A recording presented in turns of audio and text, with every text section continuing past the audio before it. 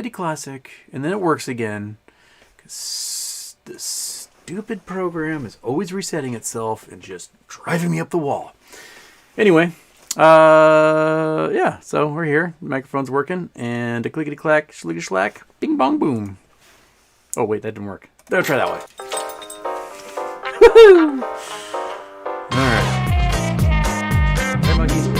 That's right.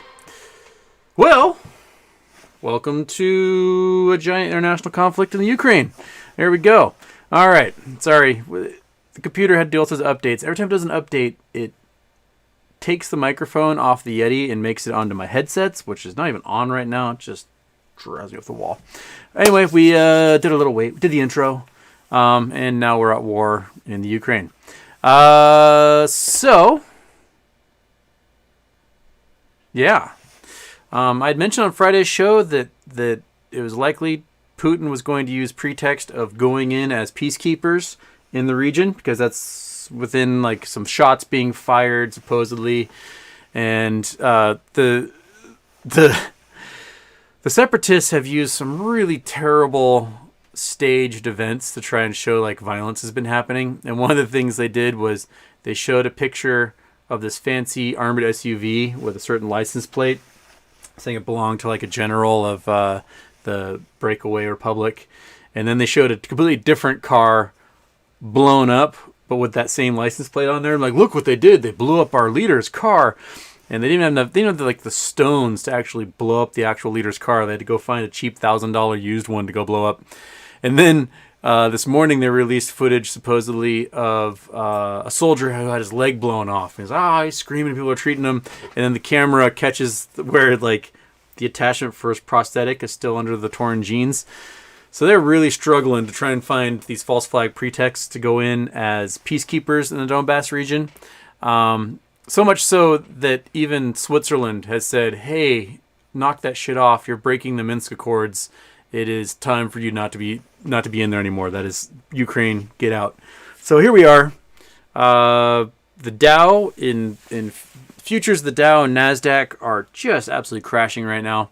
S&P 500 going down. I expect tomorrow to be a big red day. Probably tomorrow and Wednesday being big red days. And we will be monitoring that situation closely. Oil's going to go. I bet oil will break $100 a barrel. That's my guess. Oil will break $100 a barrel, and oil stocks will probably have nice big green days. Everyone else is going to be hosed. So, nerdy biz guy, what do you think of Big Lots as a future short play? 35 million shares, 30% short interest, supply chain issues. I don't know, I have to look into it. The brick and mortars are things that they do like to short the heck out of. The fact that there's 30% short means they're shorted more than that. And my guess is that they're probably tied in with all the other retail brick and mortars who have been super shorted. Email address, thank you for the super chat there. But they probably will rock it with everyone else when MOAS begins.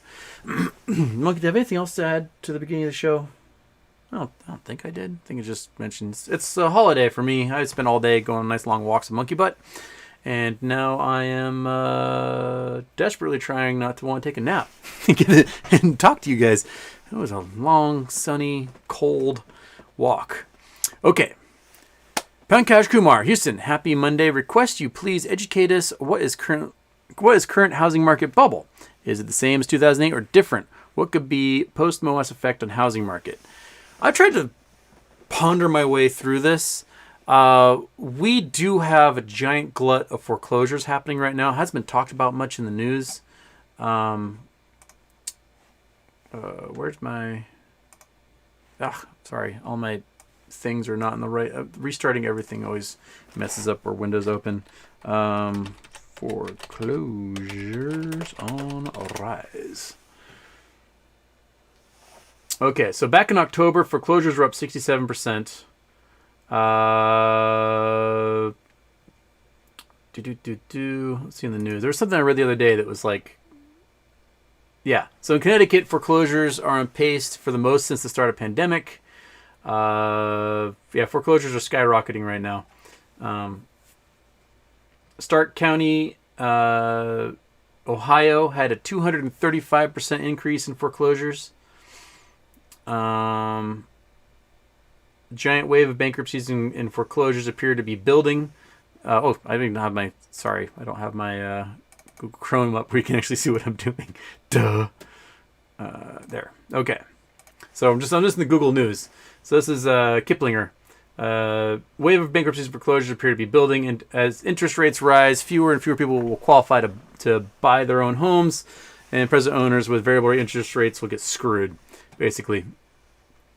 Yeah. So we're looking at a higher rate of foreclosures. There's a dearth of homes on the market at the moment. So while people are looking for homes, they're not finding very many. So the prices of the homes are getting higher and higher and higher and higher. I think we are looking at major credit crunches, which are going to make borrowing hard to get and hard to qualify for, along with the rise in interest rates, which is going to make the cost of those monthly payments go up, which will put people in cheaper homes than they otherwise could afford. So, if you're buying, if right now you could afford a $500,000 home and the mortgage is $2,500 a month or something, when the interest rate goes up, that mortgage might go to $3,200 a month, and all of a sudden it prices you out of a $500,000 home. You might be down to a $400,000 or $350,000 home to be able to purchase. So it removes a lot of people from the pool that can buy more expensive homes, which makes it harder for folks who have dumped equity into their homes to realize that equity. If all of a sudden there's a whole class of folks who can't qualify to buy that house anymore. So I think as we get closer to MOAS or a market crash, the housing market is going to take a hit as a result. And we've got lots of these banks, institutions that are heavily invested in these Chinese bonds. Those Chinese bonds are evaporating, putting a lot of pressure on these foreign investors outside of China. A lot of them are banks. It's pretty diabolical. I mean, think about it. Like, China and Russia are teamed up on this. Russia invades Ukraine. China's waiting to see what we're going to do about that.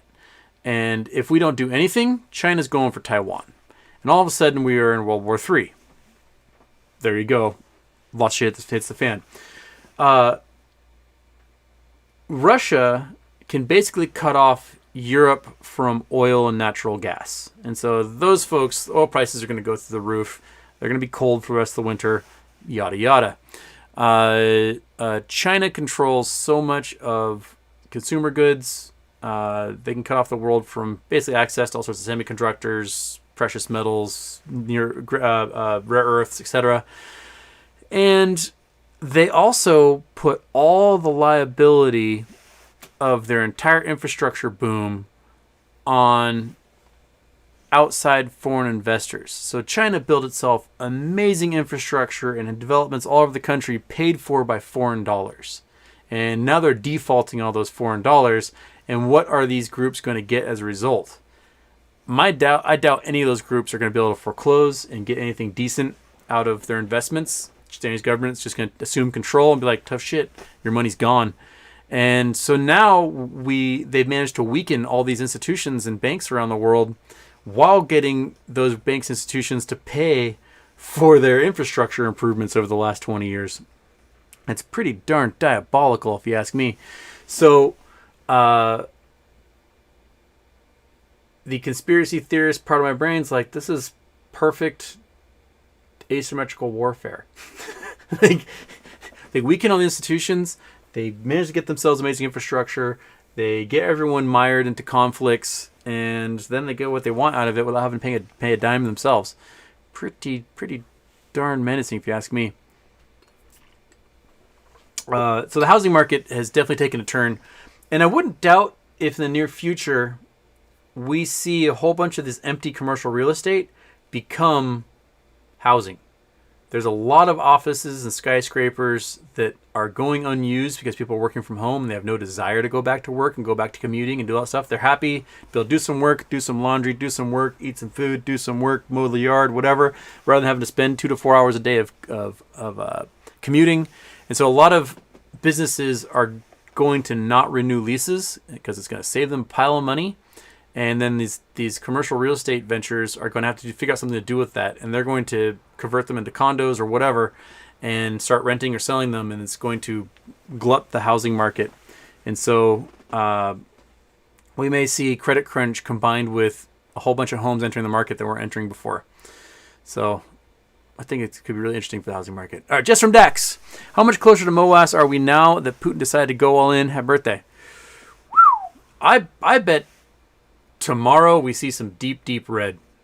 That'd be my guess. I am really hoping that my UVX calls print quite a bit for me.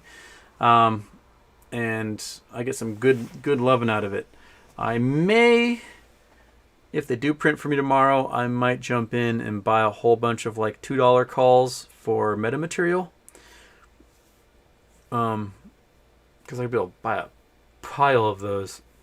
And if Metamaterial squeezes at all, those things the price could go from $1.70 to $20 in no time, and they can make a small fortune off all those. And I'll gladly do that. Or higher if I'm lucky. But yeah, I think Putin definitely has weakened the markets, at least temporarily. The Russian markets crashed today. They went down 14% or something today. Putin wanted to be able to do more with false flag to get a greater context for invasion. And I think it was really smart of the U.S. State Department to come out and say, hey, Russia's going to false flag this thing for a pretext to invade Ukraine, and we're just not going to let that happen. Son of a mother fudger pucker. Breaks my brain every single time I do that, monkey. Every single time I do that, just... It's all because I was concerned about the microphone, and I was not paying attention. You guys got me. But anyway, Putin has now mired himself into what's going to be a guerrilla conflict in eastern Ukraine. And this is going to be pretext for more freezing of assets of Kremlin-connected Russian citizens. And I think there's going to be a lot of sanctions levied, not just by the United States this time, but by the European Union, by banking states like Switzerland. They're going to crack down a whole bunch. And it's going to cost Putin a fortune. And I don't know. I don't think he's got the cash or the morale to keep this up. Russia is really poor. Their economy's smaller than Texas. They're spread thin. They don't pay their soldiers very much. The Russian people aren't that happy with Putin to begin with. He's basically held power through killing off opposition. And he opens himself up to a lot of weakness here. It's going to cost him a lot in lives and money and time and goodwill. So I think it's going to be a while. Okay. Why won't this thing scroll? Scroll, you jerky thing. All right, Cameron Mirza. What's your thoughts on white supremacists and trucks here in Canada? Is it from Corona cabin fever? Also, we don't have the First Amendment here. Yeah. Some of the folks that were arrested in Canada were telling the judge that he was violating their First Amendment rights. And apparently what could be considered the First Amendment in Canada is the recognition of Manitoba as a province in 1870, I believe. So the court's like, what are you talking about? We don't have the First Amendment. A lot of the oh, you want to go under your blanket. It's okay. You have to get out your blanket if you want to go under your blanket. Or you can just go like that. There you go. A lot of the organizing of these protests came from Facebook pages operated in Romania, the Philippines, and Russia. And the Facebook pages are basically for sale. They'll build up an audience talking about, hot rods or boobs or whatever, and then they'll change the name of the group and make it into like Truckers for Freedom, and then they'll sell the access to that to other groups. And they offer this stuff in classified ads and everything. One of the main pages that was doing lots of the organizing was from a woman's account, a housewife in Colorado whose account got hacked more than a year ago, and they complained that her account was hacked, and now it's this woman and all of her pictures of her life is now organizing these trucker convoys. And yeah, it's goofy, and it's another play out of asymmetrical warfare. If you can get your enemy to mire their own supply chain and to willingly kill off and disable their own population by a preventable disease, then you don't have to fire a shot. You get them infighting with themselves and you win. I mean, in 2018, there was huge studies done that found that it was Russian trolls that were propagating a lot of anti-vax stuff. This is before COVID. So people were saying, oh, don't get your kids vaccinated for the MMR or for Tdap or whatever. And people weren't. And they're believing it. And it was Russian trolls on Facebook and Twitter and other social media sources. They were like, yeah, you shouldn't vaccinate. Why? No, Americans should vaccinate themselves. Why would they vaccinate themselves as a result of, these diseases, these preventable diseases? So that's it's brilliant. It's an absolutely brilliant way to destroy people from the inside, I think. Yeah. The Canadian truckers, the Canadians are realizing the Canadian truckers are absolutely bonkers. You got guys talking about how, the Anglo-Saxon race is endangered and everyone's going to be speaking Hebrew if they don't do anything about it. And the messaging is just off. And it's because it's not about vaccines. It's about other far-right political motivations. And, when you point that out, they get mad about that, but it's true. That's why there were Nazi flags waving there. That's why the lead people that are in it are all part of white supremacist organizations. That's what they're doing. I know a lot of you get pissed off at me when I talk about this, but it's true. It's actually who they are.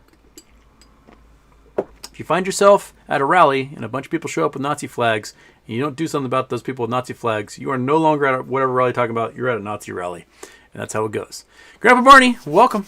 Your power surge and PSC system. Are you ready for some snow, Grandpa Barney? We're supposed to get some snow, I guess, tonight and tomorrow. It snowed apparently this morning, but didn't stick. We had our wonderful northwest fake spring for the last week, and the weather's just been glorious. And now it's supposed to get nice and cold again. Man, I'm already half an hour behind the chats. Okay. Captain Rhino, Jesus Christ. B2B brand. Housing is far worse than it was in 2008. The difference is only the people in the house are affected and not the bond investors. No selling of trash housing loan bonds as premium bonds this time. Yeah. And groups like Blackrock have bought, 900,000 homes in the last couple of years? They are absolutely loading up on houses. It's kind of bonkers. Like, I'm wondering what BlackRock's goal is. Because BlackRock, which is Evergrande, they're $40 billion in the hole on those bonds. But then they have a whole bunch of houses in the U.S. that are probably not getting maintained like they would have if they would have a single family owner, because now you got to subcontract to property management people, and we all know those people suck. They aren't going to do their jobs. So we've got 900,000 houses that are probably less than stellar in dilapidating conditions and getting worse, owned by BlackRock. And I don't know what BlackRock's hoping to do with those things. You do not want to have to manage 900,000 homes. That is a maintenance nightmare. And all it takes is one of those homes going under, having broken pipe or whatever, to wipe out the value of several homes of any potential profit. So I'm wondering what BlackRock's goal is there. Howie Frog, hey all, Canada here. Still for now, how will martial law affect the squeeze? I'm not sure. I'm guessing that a lot of the folks that are involved, that have had bank accounts frozen and stuff like that, might not be the savviest of investors. I'm not sure how many of them are actually involved in crypto or stocks. Although a lot of them are independent truck owners, so they probably have more money than the average trucker. My guess is it'll be short term and over with soon. In a couple weeks, I think they'll have most of those people cleared out, posting bail, doing whatever, getting their hearings in. And then everyone will forget about it like they do everything else, because our memory is only a few weeks long. B2B brand, next real estate problem is going to be commercial, not residential, as they have not done what they did in 2008. Now the commercial market. Yeah, the commercial market, I think, is going to take a big hit. there's a lot of buildings. I mean, here in the Seattle area, there were buildings that are like, nice little towers, 20 stories in Bellevue, Washington, that sell for $1 billion.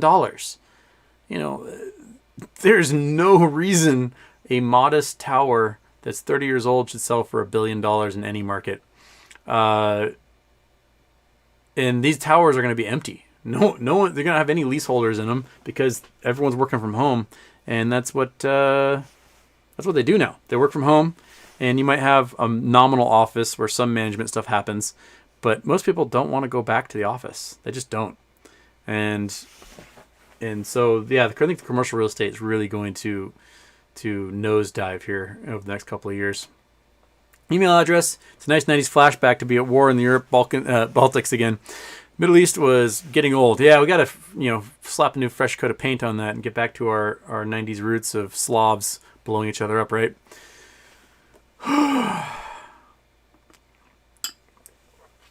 All so preventable and unnecessary. All right. BW Brand also says Russia's going to be feeling the pain for years, but it doesn't matter because everyone with any power is in the backdoor payroll.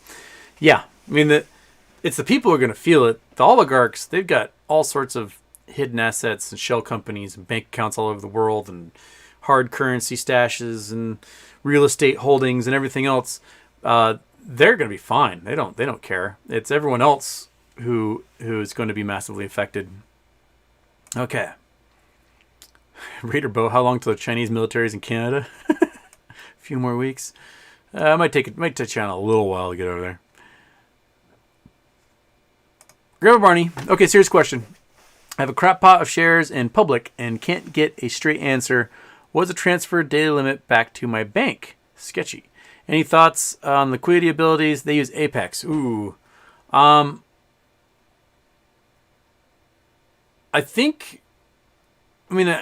to think. I think like groups like Robinhood have like a $50,000 a day limit to transfer, and they use Apex.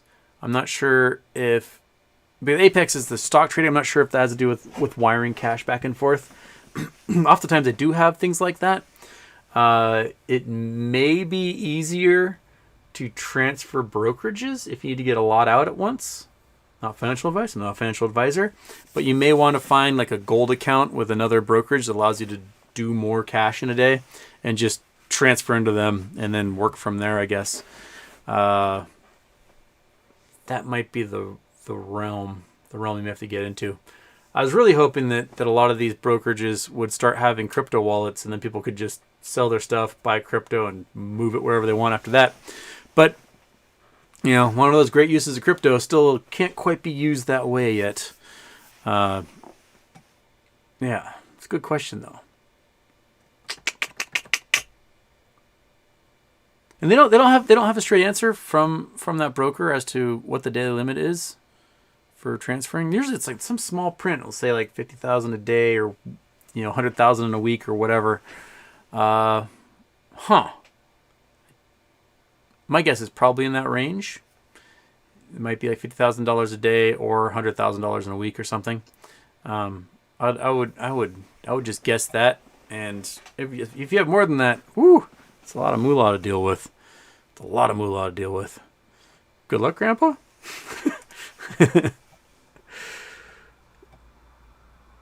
Okay.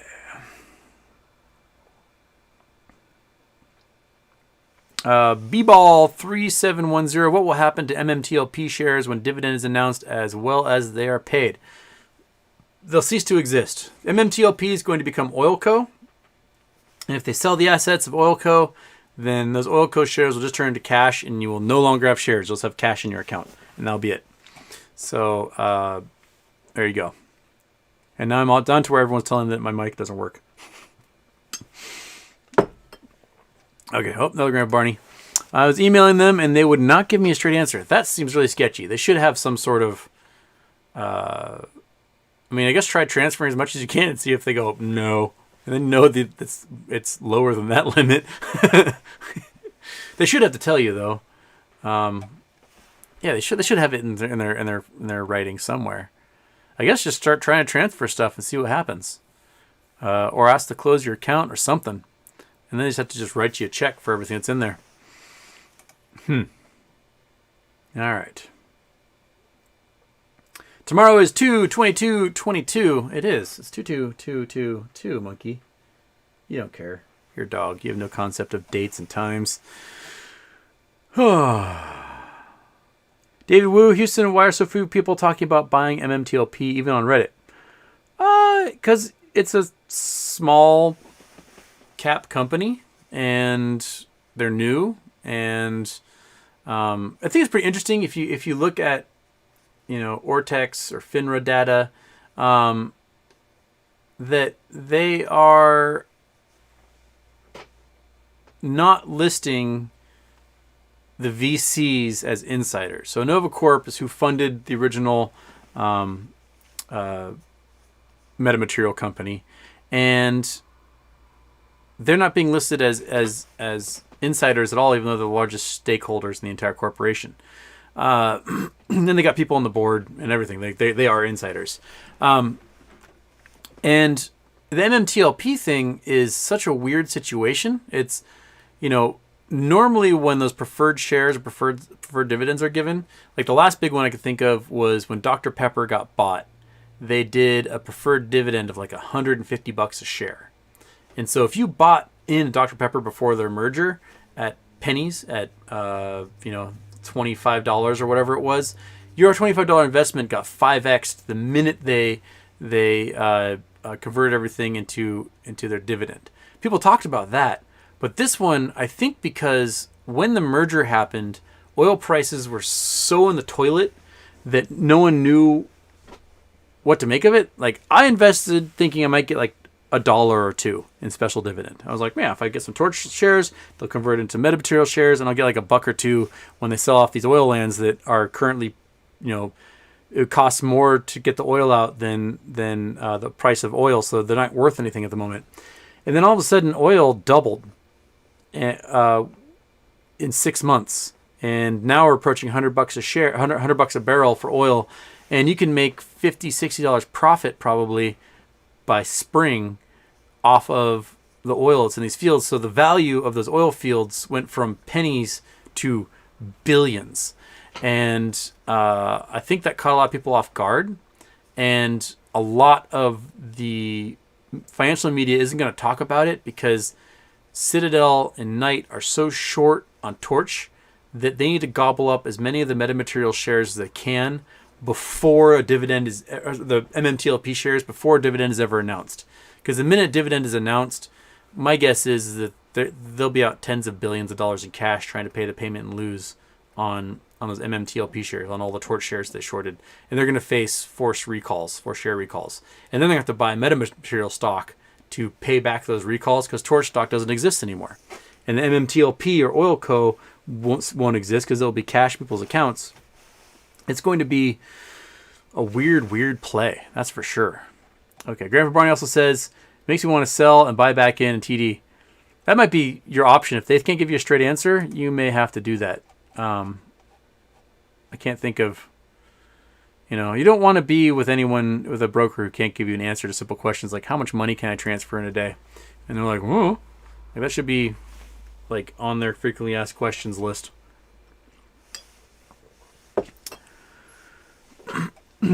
Greg, when the market crashes, in your opinion, how low does it have to go to make them start covering because of liquidity?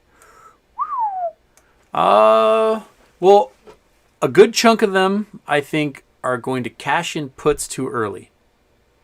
They're going to be like, oh shit, we can cash these puts in, and they're going to cash them in, and the market, I think, will keep dropping. It's going to keep falling further than that when it really happens, and if they aren't holding on long enough, they're going to miss out, and their assets under management are going to shrink a whole lot. So they may be facing a situation where they've got to diamond hand their puts. They may have to be like, this thing really has to crash for us to make our money back because our assets under management are going to be worth nothing, and we need these puts to be worth a fortune. The problem is that things can only crash so much. Like, there's only so much potential in those puts versus a call that can theoretically go to infinity. It's going to come down to if they think it's going to be a quick drop or a prolonged bear market, which if you saw the Business Insider article today about us coming into a bear market for the next year as a result of trying to raise interest rates, it may be a longer, gradual, sustained suppression of the market over the next several months outside of the cataclysmic potentials we have of Ukraine war, China war, housing market, commercial real estate market, inflation issues, supply chains, Chinese bond market, whatever. There's all these other cataclysms that can happen, but overall, just trying to manage inflation means suppressing the market. Folks are going to be leaving the market and going into bonds. They're offering a higher interest rate all of a sudden, and the prices are going to come down. So, regardless of those possible calamities, in general, we're entering a bear market, I believe, that's going to be slow growth or no growth or negative growth for the Dow and S&P 500. It's going to be a painful year for them. Smirks. I recall reading that some clients can pull their money out of hedge funds if the fund is being investigated. Have you heard of that? Someone was mentioning that on the show on Friday after Citadel got announced they're under investigation for RICO. Organized crime, baby. That's what these folks have been doing. They are colluding and they are conspiring and they are breaking the law as a posse. So RICO charges are what's going to be hitting all of them. And I don't know how true it is if a fund's being investigated if you can pull out, but I wouldn't doubt if there's some sort of escape clause for those folks. They can be like, "Yep, I'm out." Expect to see reports at next quarter about how these hedge funds have lost clients. I guess we'll have to wait for the end of March to see those reports starting to come out. Email address. Thank you again. Okay.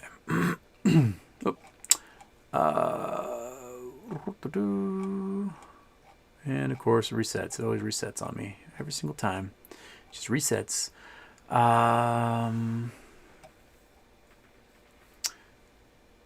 Where were we?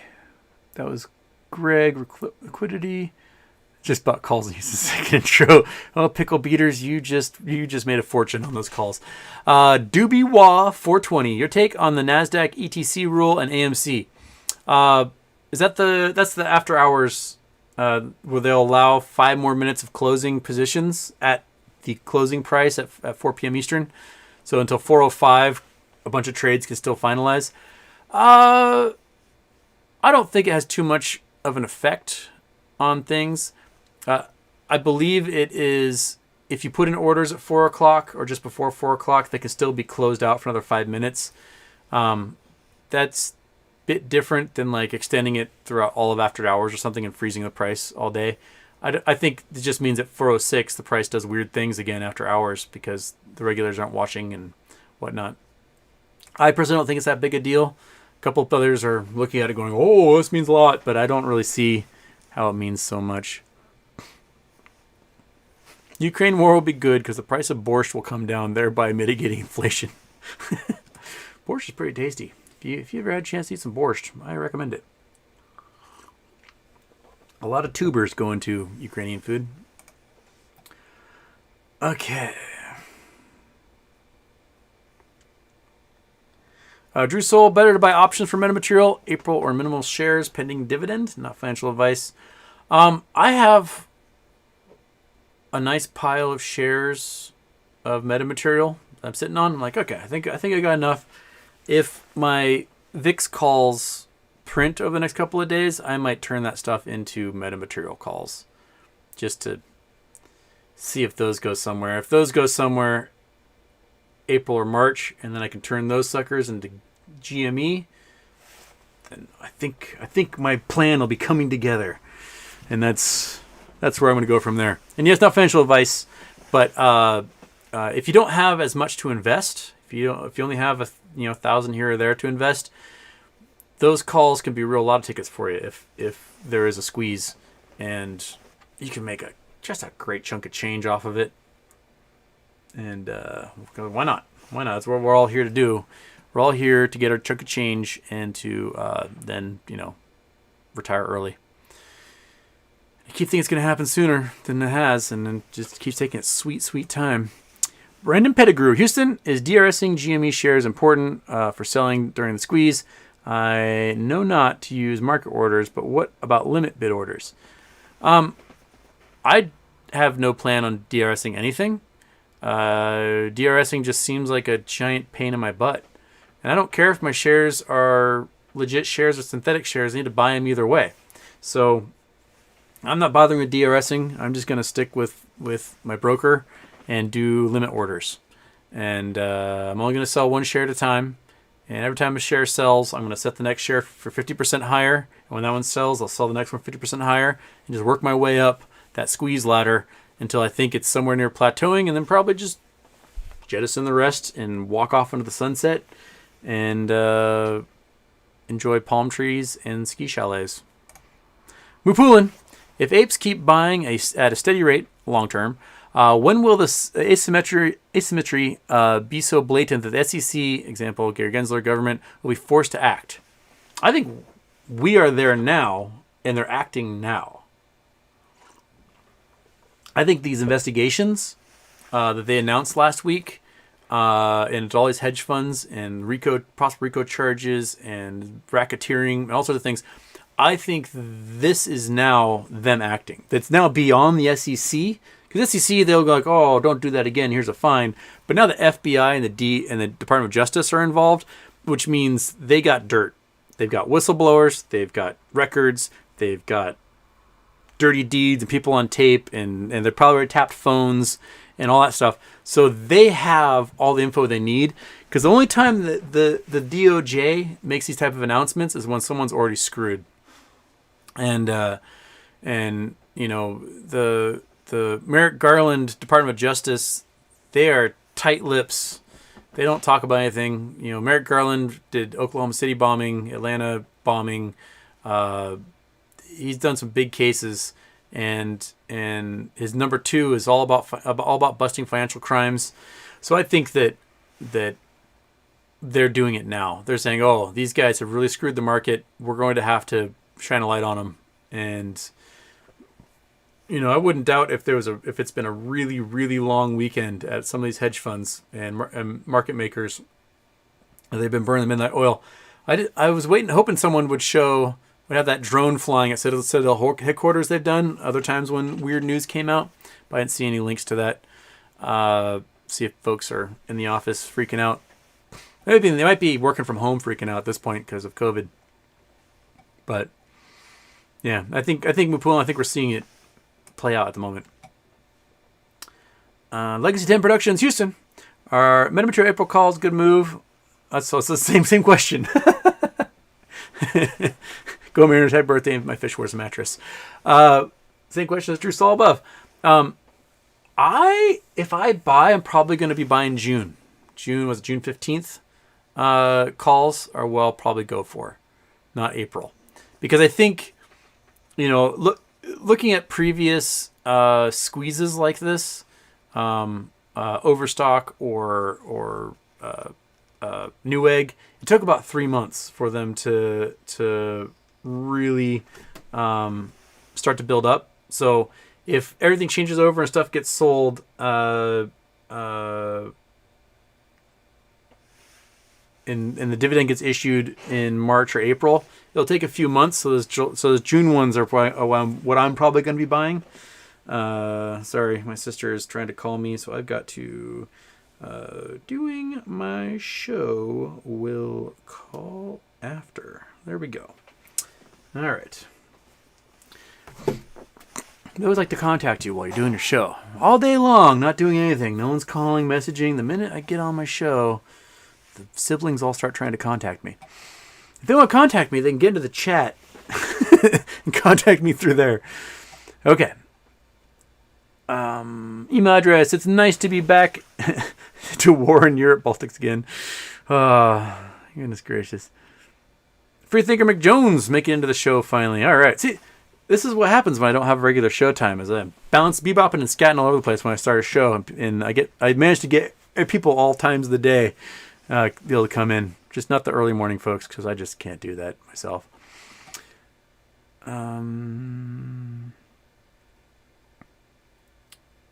Keith Holmes, just wondering what you think about having a cash account as opposed to margin account as far as brokers screwing with it. Yeah, I'm not. I turned off all my margin accounts. I turned off every single one of them. I am not doing anything on margin. Everything is cash account. I don't want them to claim that I'm not meeting liquidity requirements and then they sell. I've seen some goofy stuff happening, especially Robinhood. There was a lady who was facing liquidation and she was 1 penny under margin, and she's getting all these warnings from Robinhood that they're going to foreclose on her basically and sell everything because she's 1 penny short. Okay, here's your cent. Chill out. In the margin accounts also they've got weird rules where they own the shares and you don't. They can have the right of selling out from under you. They can do all sorts of things. I just put it in cash account so it's mine. They're not allowed to touch it, and I'm not going to worry about that. About whatever weird contracts I got assigned to be on margin for those folks. So yeah, I am going straight cash. Adam Watkins, anything new with Sears? Nothing beyond that they're having the monthly omnibus hearings. They're almost paid off their debt. They've paid off $5.14 billion of their $5.2 billion in debt. And so soon, perhaps by June, they should have all that debt paid off, and that's that. So we're waiting for what we're waiting for is them to announce that the debt's paid off, and then any assets that are left will go to the shareholders, be my guess. TMI's little secret: I'm in Stark County, Ohio. Interesting. Well, there you go. Yeah, it's just south of Akron, which is by Cleveland. All right. Hey, a lot of Stark. I got the Stark County Club in here. And everybody's working in Canton, living in Akron. Okay, there we go. Got the Ohio Club. But tremendous. Fun fact, 96% of Houston Way's audience lives in Stark County, Ohio.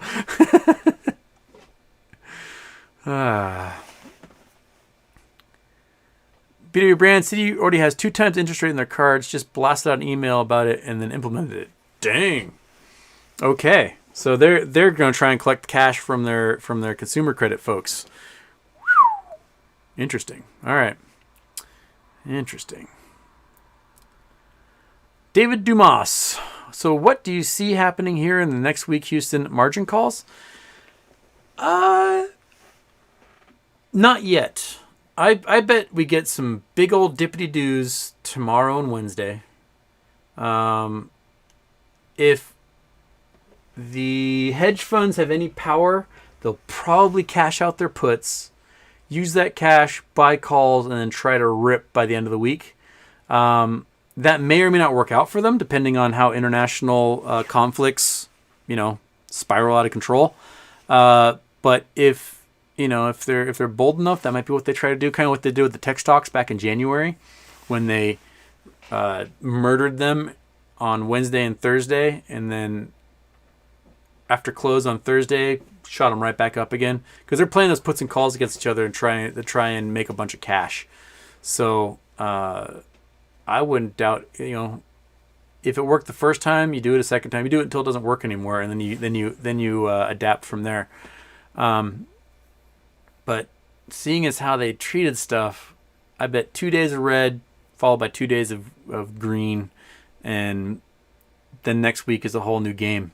They'll wait to see what kind of news happens over the weekend and start all over again. These 4-day weeks are always strange. Oftentimes these 4-day weeks lead right into either the weeklies or the week after the week, or sorry, the monthlies. Week before the monthlies, the week after the monthlies. And not too many things went super green on Friday, so we aren't going to be facing gamma for much, except for maybe a couple of SPACs. But yeah, okay. All right, that's Sister Comrade. Oh, yes. Okay, my brother's saying talk about Putin, dude. Are you watching the show?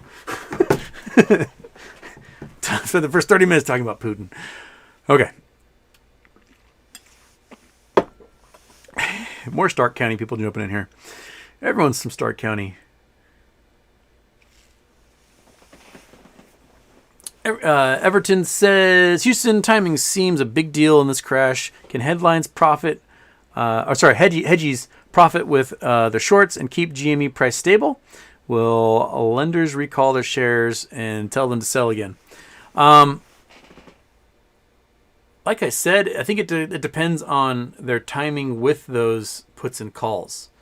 If they're like, yeah, we're going to drive this thing down for a couple of days, cash in our puts, and then we're going to reverse it and get this thing to rocket with a bunch of calls, and they don't manage to do that because stuff spiraled out of control, oil just shot up to $130 or whatever, then they can be left holding the bag on a bunch of calls they can't sell that lost half their value all of a sudden. And the thing could keep going red again. You can't count on international conflicts to play out exactly how you want them to play out, especially when this stuff gets messy. When you get into like a guerrilla warfare situation, when you're dealing with, 10 different nations trying to all negotiate terms, you can do like your best educated guess, but then, you can predict the weather a couple days out, and after that it just gets fuzzy. And I think we are in that, might be able to call, yes, it's going to be probably red tomorrow for sure, and most likely Wednesday. And then after that, the forecast gets a little hazy, and we can't quite see in that crystal ball just yet. More Stark County people. All these Stark County people. I didn't know that half of Stark County was watching me right now. David Dumas, AMC is down 10% in the German market. What? Man, yeah, the markets in general, I think, are going to take a big old poopy. Get your diapers ready, folks. I think we're going to see red. But if you are hedged with oil stock, you're probably going to do great. Because, they're talking oil $200 a barrel, which just is untenable. That is just too much for oil for how much we're dependent upon it. It's going to grind everything to a halt. It's going to make people not be able to travel, not be able to go to work. You can't make oil $200 a barrel and then require people to come back to the office, because they're going to be like, no, I'm not paying that for commuting. So it's going to be a very weird time indeed. Okay, what does he want now? Oh, he just got on there. That's why you didn't see the first part of the show. But yeah, this is going to be really, really weird. My guess is it's going to be great for American, Norwegian, Canadian, and Scottish oil producers, because they're going to be becoming the supply for Europe, especially if Nord Stream 2 gets cut off, and Nord Stream 1 had that blow up the other day. So a lot of energy is going to have to come from somewhere other than Russia. And Russia is only going to be able to sell to China for euros, but then all their bank accounts are going to be frozen. They're not going to be able to do anything with those euros. Man, it's going to be interesting. Mupulin, can another stimulus delay the market crash, bear market? Hypothetically, what would create a bull market in this environment? Is it possible? Ooh. I think right now they're too scared to use a stimulus because it might contribute to inflation. And that might be the thing that's really keeping them from using that. I think what they want is they want a bear market. I think they want a bear market. They want to raise interest rates, and they want the market to be sort of like a controlled, slow, measured decline back to where it should be. And then they'll let whatever catastrophe happen. The market does crash, resets, and then we go from there. But we have to temper the green. The green's getting out of control and creating too many bubbles and too many different facets of the market. And if one of those bubbles pops, the shockwave hits all of them, and they all go down. And so they have to steadily, taper that down, get people to pull their money out of the market, put them into bonds where they're going to be safe, put them into gold where they're going to be safe, put them into other more stable things, and let the market kind of. And when they do that, then start. Oh, we need to start spurring some investment and spurring capital expenditure and credit. So we're going to lower interest rates, and then market will take off again. So my guess is that's how they're going to do it. Yeah, depending on if there's international catastrophe or not. Here's the thing that sucks. It's non sequitur. It's February. My car is absolutely covered in cedar pollen right now. Like 5 weeks ahead of schedule, and my throat is just dying right now. It is so gnarly. There's so much cedar pollen out there, and it's February. Global warming, you're really just killing me right now. I have Claritin and Zyrtec just pumping through my veins, and I'm barely holding on. Whew, I don't know if there's enough water in the world to soothe my throat right now. Last couple of days, I was like, oh, am I getting COVID? And I went out to my car. Nope, it's pollen everywhere. Just, I wasn't allergic to anything until I was in my 30s, and all of a sudden, pollen, man. Stupid trees are everywhere, just jizzing all over me, and it's just awful. I hate it. I promised myself, if there's a MOAS and I have a fortune, I am never going to spend March and April in the Northwest ever again. I am going to fuck off to somewhere else in the world where the trees are not pollinating and just breathe. It'll be wonderful. But no, my trees are just having sex all over me all day long, and it's starting earlier and earlier the warmer the planet gets. So maybe some snow will cut it out for me. Okay.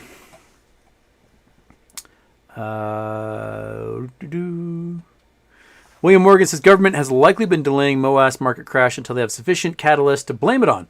Evergrande didn't work, so Russia is next. Yeah, I mean, it's good enough as any. You can be like, oh, the Russian war did this all. Arrest everybody, change the rules, start over. You want people like looking over here when you go do your stuff over there. Yeah.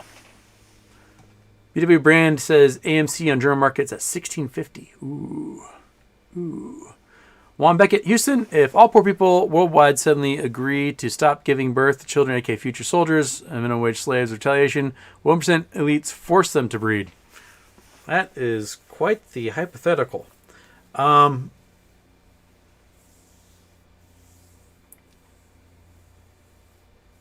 They need their people. Like, let's face it, so much of the global economy relies upon having people that you can exploit for labor and pay them just dirt.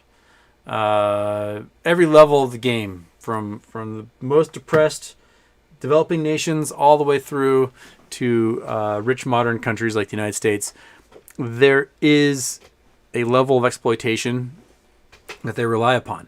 I mean, heck, United States, we imprison at any one time more than 1% of the adult population is imprisoned in the United States. There's 330 million people in the U.S., and we've got 3 million prisoners.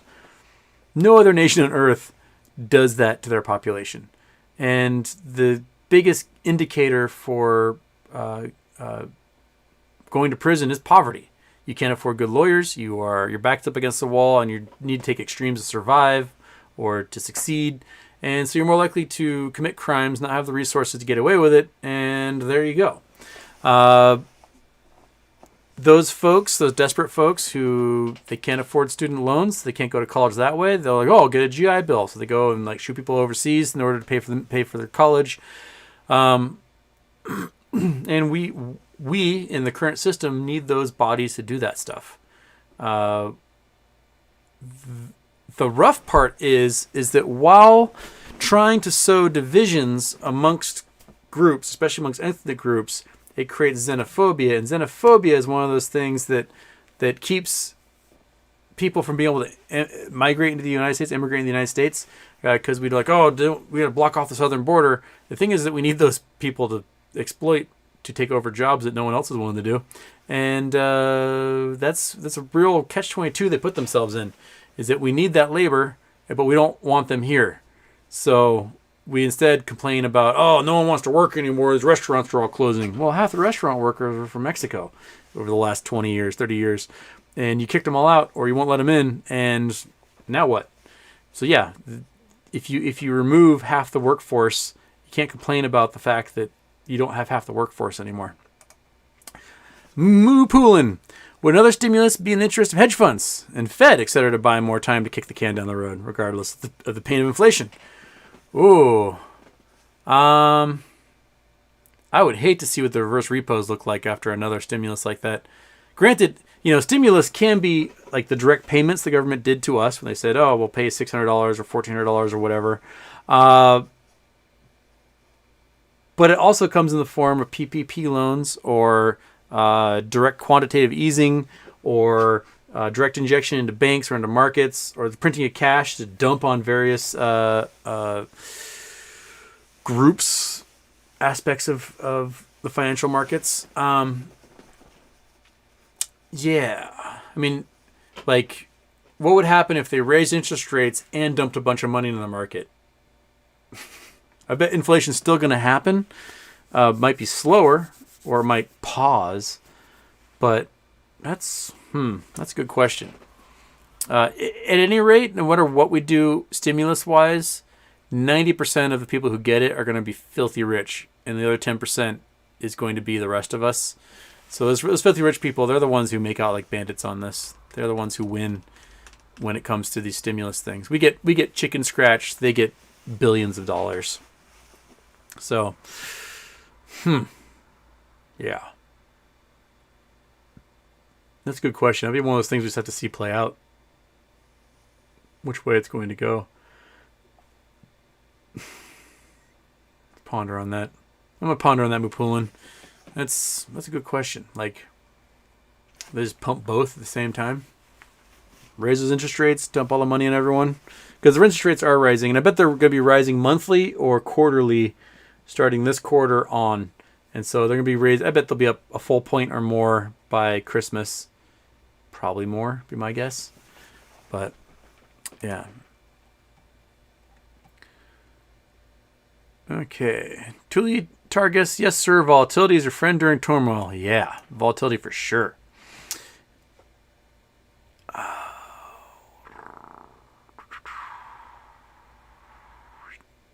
TMI's little secret morning rip afternoon bloodbath like the last 55 days.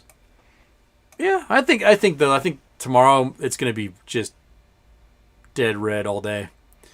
I think it's going to be red. While everyone like watches the news and waits to see what exactly is coming out of Russia at the moment. Thoughts on the crypto dip? Oh, I bet crypto's crashing right now. I forgot to look at crypto before I went on. Oh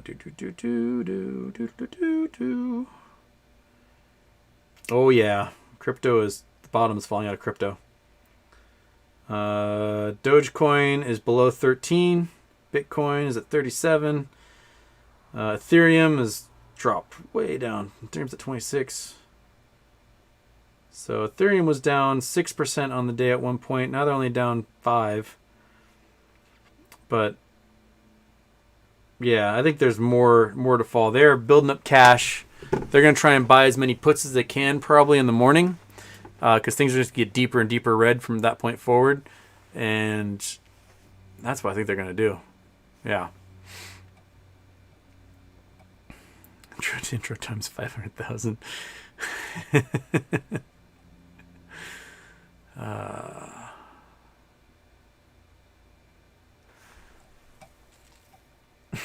Zero days of the intro accident.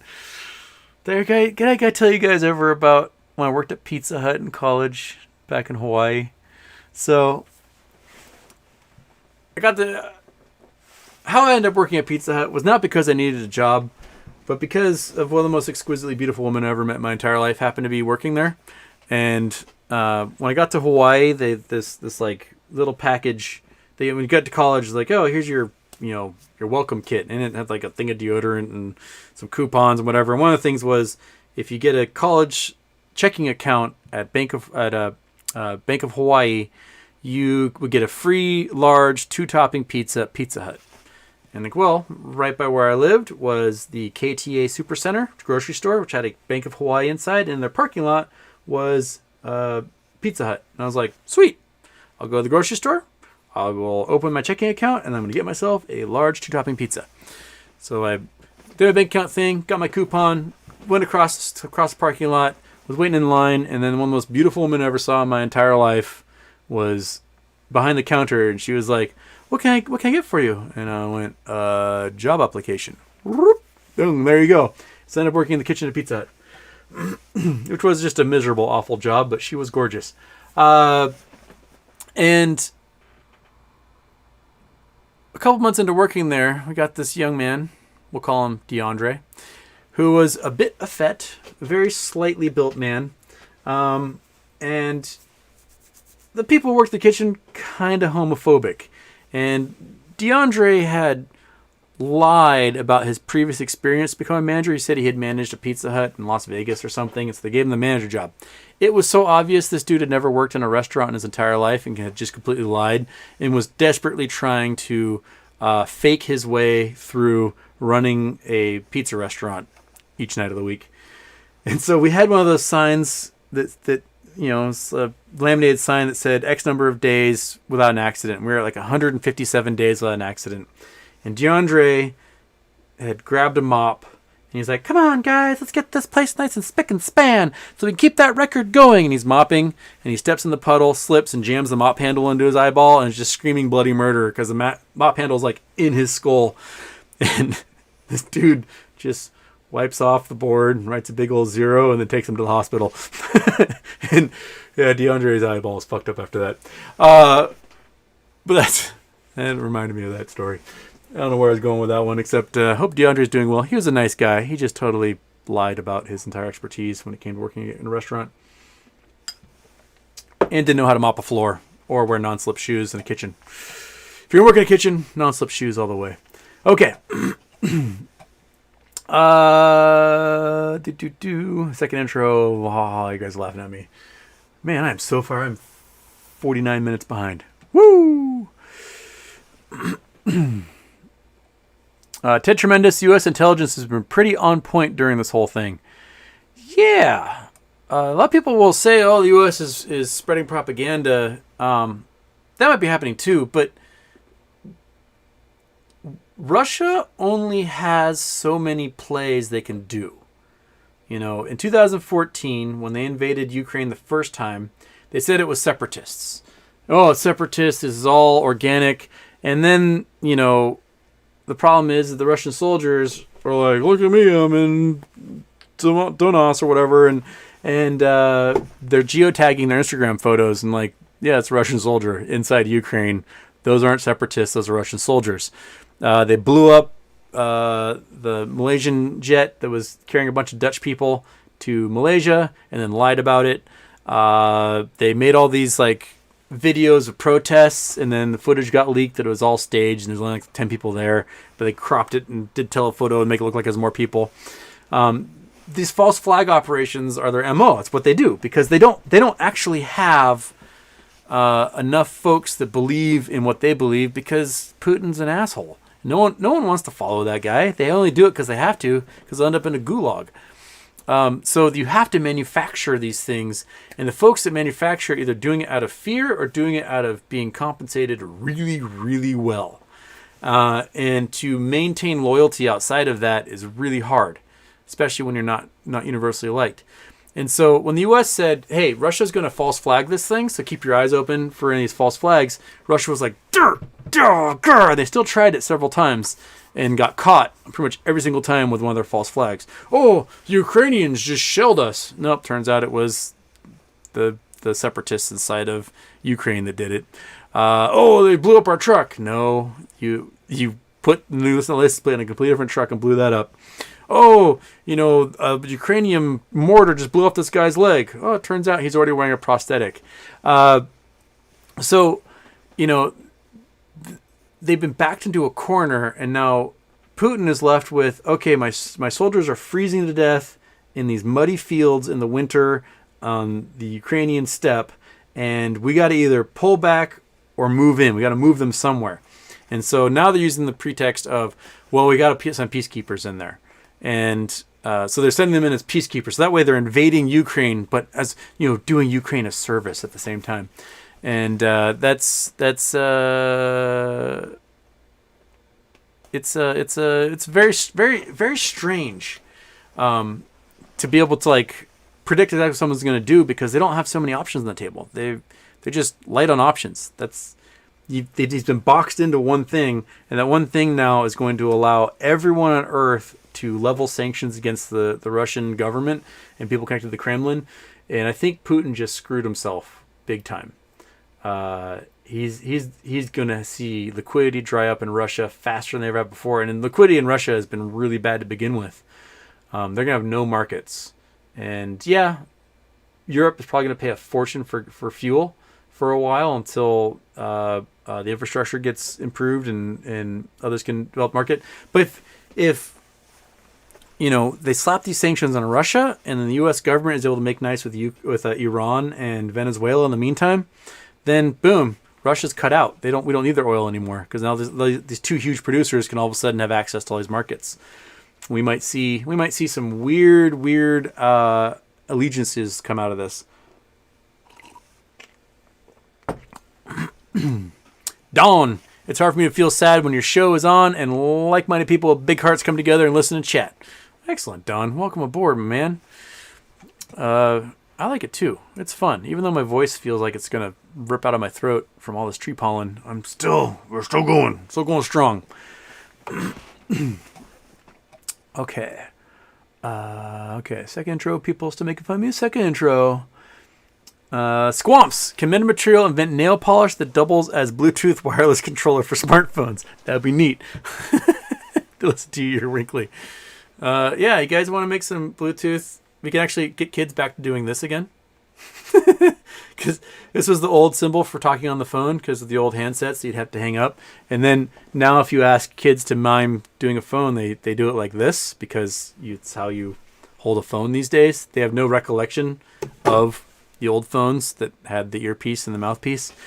So yeah, if we could paint a pinky nail and a thumbnail, we can like go back to actually having a phone the old school way. Rave of Swine, it's funny to hear the U.S. call it false flag so quickly, like, oh yeah, that's the obvious next move when you want to invade a country. You don't say. Yeah, false flags are as old as time. The most famous one is the Maine for our pretext for the Spanish-American War. We probably blew up the USS Maine in Cuba in the Havana Harbor ourselves just to have the pretext to go to war. It's what we do, man. We are... Man, art of war. You have to give whatever advantage you can for yourself and to make your opponents look as weak as possible. Or then they act as weak as possible. Chekuseki, Gurk was saying lenders could recall their shares during a market crash, which would hurt short hedge funds even though the short positions would print. I think you're right. I don't think the short positions can print as much as the recalled shares can cost them. Because remember, on the way down, there's only so far you can go. If something's on the way up, the potential is infinite, and it can just keep going and going and going and going. That's why there's infinite risk in these short positions. Because if you sell $100 stock at $100 and you're hoping to drive it down to zero, you can make $100. But if that thing squeezes and goes to $10,000, then you just lost 100x on your entire initial play. You can only gain this much. You can lose up into the outer bounds of space, which is why everyone keeps talking about going to the moon.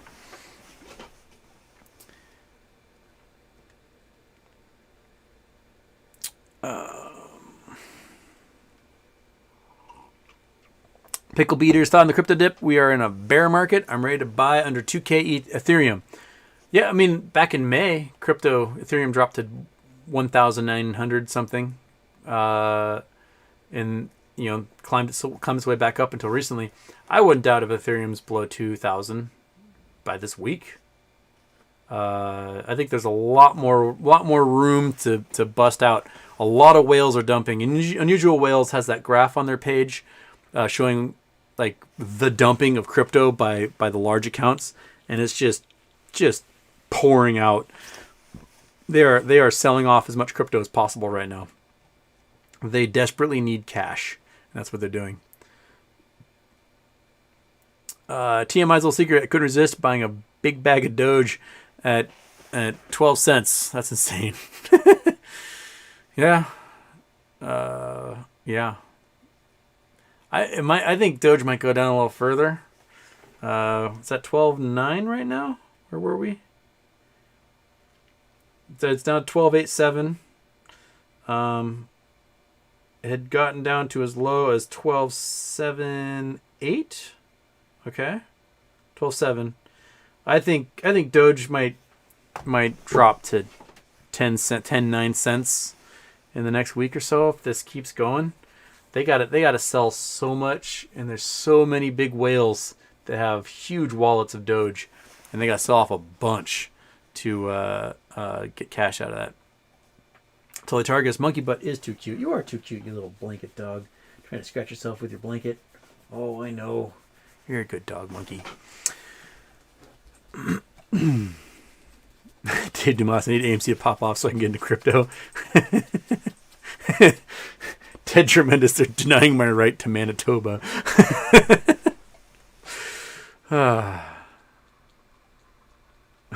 Could I pull Monkey Butt's blanket over more? It's a little uneven. Oh, because she's sitting on her blanket. She's a blanket sitter. There you go. How's that? Is that good? Is that what you wanted? Yeah, so she loves being in her little blanket cave. Darren Hia? Houston, watching from Singapore. 1, have you been? No. 2, do you think AMC will hit anything close to 5 digits? Eventually. It's going to take MOAS to get there. But yeah, I think AMC its peak can be definitely in that range. My brother's been to Singapore a bunch of times. When he was working with Oakley, he went to Singapore a whole bunch. They built these glasses called Thumps.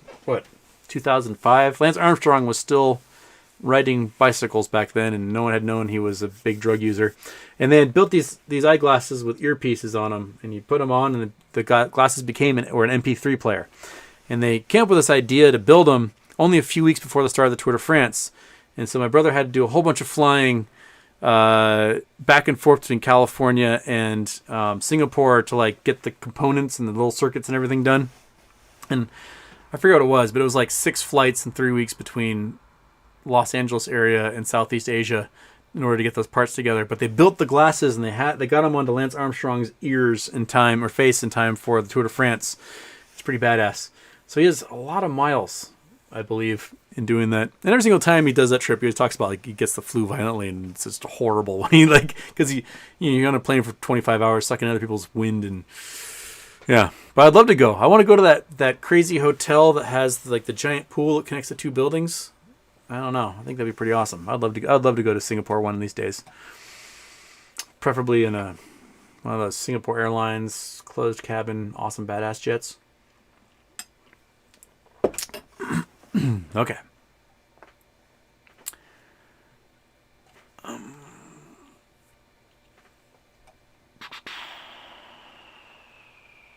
Riva Swine, it'll be interesting to watch these giant capitalist powers duke it out while China funds one side and helps crash the economy of the other. China will be insulated from the fallout. Here will be huge. I wonder if the United States might seek increasing the tooling of countries outside of China. So, when manufacturing moved from the U.S. to overseas, they literally took all the tooling in these factories, put them in containers, shipped them to China, and rebuilt the factories over there for a lot of the stuff. So when people talk about we don't make things here anymore, it's because we can't. We literally can't, because the tools that were used to make that stuff are overseas in China where all the tooling exists. So if we had those companies, we'd incentivize those companies. Not even moving that stuff back to the U.S., but we incentivize them to put all the tooling into shipping containers and move it to Bangladesh or Africa or somewhere else where they can produce cheaper goods. That might be one step in the right direction, because right now China needs our money. No one wants Chinese yuan. They don't want it. They need our hard currency dollars, and we are their biggest customer. So if they piss off their customers and their customers stop buying their stuff and stop investing in their bonds, they will find themselves quickly aging, like their infrastructure aging, the population aging without work, without cash influxes, and they're going to have to go back to being an insular economy again, which is something that did not work very well for them prior to opening up in the 70s. Once they opened up in the 70s, the quality of life across China skyrocketed. But if you are stuck with an insular economy that's closed off from the rest of the world, and you no longer have all that tech you can reverse engineer and steal, that's a large part of the Chinese success story, is stealing other people's IP and just slapping their name on it and selling it cheaper on Amazon and other things. So if they lose their access to the IP in those markets, they might be screwed. I don't know if the U.S. government would ever have the stones to do something like that, but they may have to. Space Monkey, if we enter into a war like Iraq was, or a global world war, what do you think happens to crypto prices? I think so many hardware wallets and server farms will be vaporized that the ledgers may be completely inaccurate. and a lot of crypto will just vanish. I don't think it's very stable for crypto to face bombings and EMPs and lost computers and migrations and all sorts of stuff. I think initially in their brains, like, oh, this is a perfect situation for it. But I think in practical reality, not having tangible goods can hurt a lot of folks in the end. I'm sure if you were in a place like Lebanon right now, where Lebanon had to shut off access to hard currency because the people were making runs on the banks, and all the wealthy people in Lebanon are now the poorest people in Lebanon because they were living off of outside hard currency cash. If they had their money in crypto, they'd probably be living their life a lot better than if they had it in hard currency. But if you're having rolling blackouts all the time and your access to the internet is intermittent, how do you turn that crypto into cash if you can't get in there? It's hard to use crypto if the power grid's down. It's hard to use crypto if the internet's down, or the phone lines are down. It's hard to use crypto if the server farms that supply the infrastructure for that crypto transaction are in Iceland or Northern Canada and they're blown up or whatever. Those are things that crypto does not quite take into account. I think crypto is so dependent upon increasing modernization that doesn't take into account the bombing people back to the Stone Age and what that means. I would think there's a lot of hiccups in there they didn't quite think about.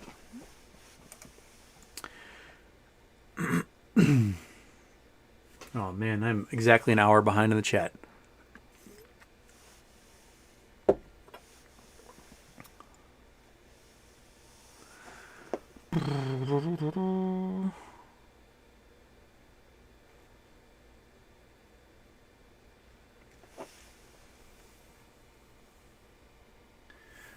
Tinfoil jumpsuit Houston, what the F are Papagos at Papago Park in Phoenix, Arizona? When we look at the rocks, it looks like they're made of rocks and concrete.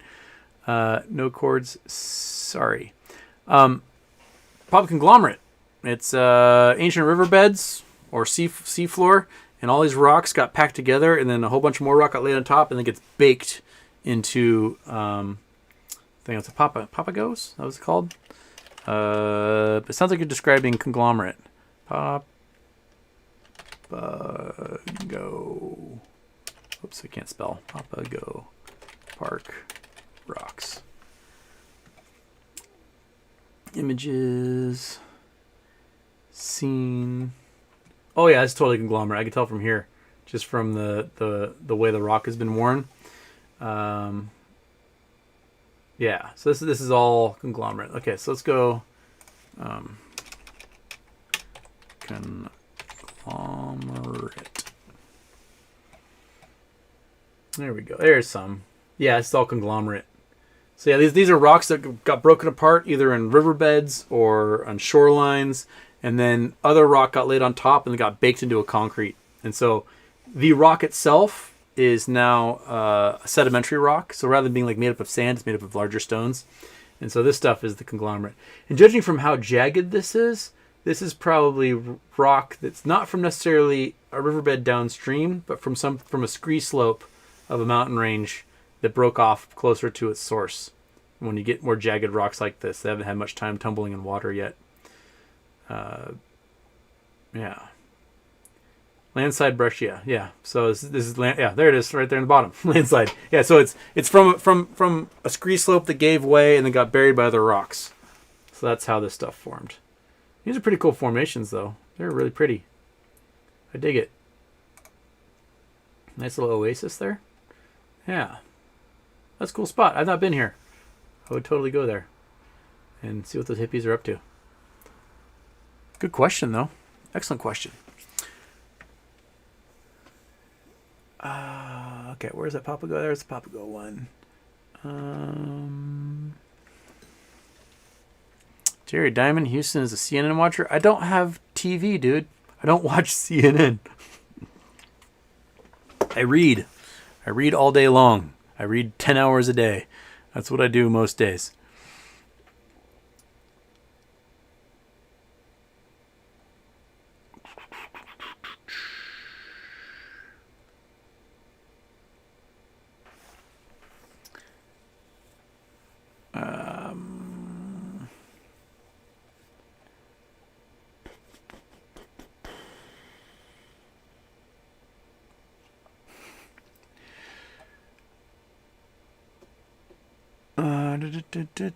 Sorry, scrolling here.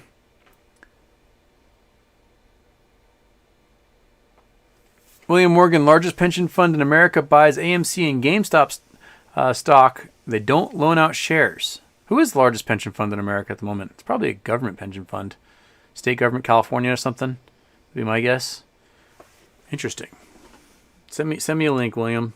Sean Marcos, since Southern California area has often had issues with water supply, will other states like Washington sell their water to California? Probably not. It's really hard to move water that far. California will probably have to change their farming practices. Right now, something like 90% of the water used in California goes to things like almonds, and you just have to change your agricultural practices. Almonds are so water intensive. You know, there are single almond farms that use like more water than the entire city of Los Angeles because of how much water those almond trees need. And so they're just going to have to go, you know, we can't grow almonds here. Its almond prices may go up, but that's just maybe the way it is. Maybe we just have to change what can grow in these deserts that were never meant to grow anything in the first place. The Central Valley was a desert. It was just grass and dirt and whatever. And because we engineered a way of pulling all this water out of the Sierra Nevadas and out of the Colorado River, all of a sudden we flooded this place and turned it into one of the largest breadbaskets in the world. So if you are drinking almond milk, you are drinking one of the most wasteful products in the entire world. Almonds are delicious. I love eating an almond. But do I need an almond so much that it means 40 million people don't have water? No, I can go without eating that many almonds. So I think that's going to be the biggest thing is that the population centers are going to have to tell these almond growers, like, grow something else. Stop growing almonds. We need our water. And that will probably be the biggest change right there. That and desalination. They should work on desalination for sure. That's what they're doing in all the Arabian countries.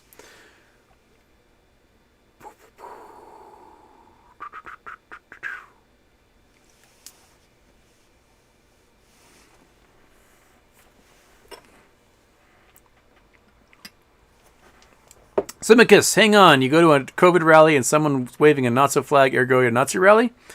If you don't do anything about that person waving a Nazi flag, yes, you are at a Nazi rally.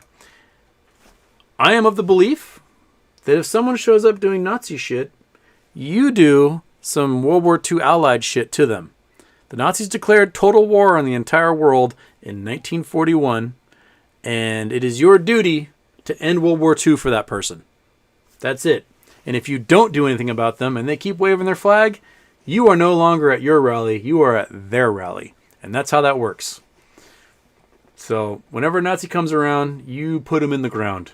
That is how we've learned throughout history. You cannot let them sit side by side with you. You have to end them.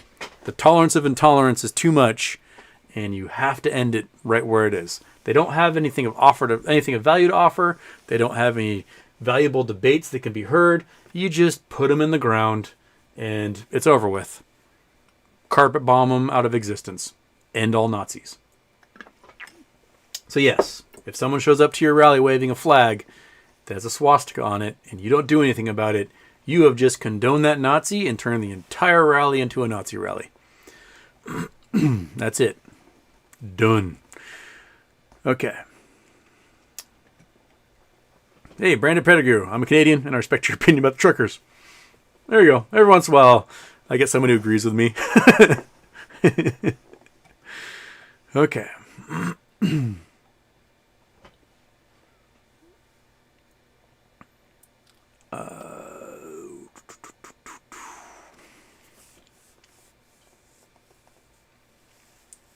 Meatball Candy, any idea when MMTLP will be pulled from being able to buy in? I'm not sure it will ever be pulled, because if it gets changed to oil co-stock, that stuff still might trade on the OTC, because Citadel and Knight need it to trade in the OTC. They need to be able to buy those shares for between $1 and $3 as much as they can, especially if the dividend is worth $20 or more. That way they can clear as many of them out of many of the synthetics out of the market as possible, and use whatever legit shares they have as cash to pay off the other nakeds that they created their people's accounts. So I wouldn't doubt if the MMTLP, when it becomes Oilco, that those things still trade for a while until a sale is announced, and even then it might trade for a while after that. So we may be waiting on that.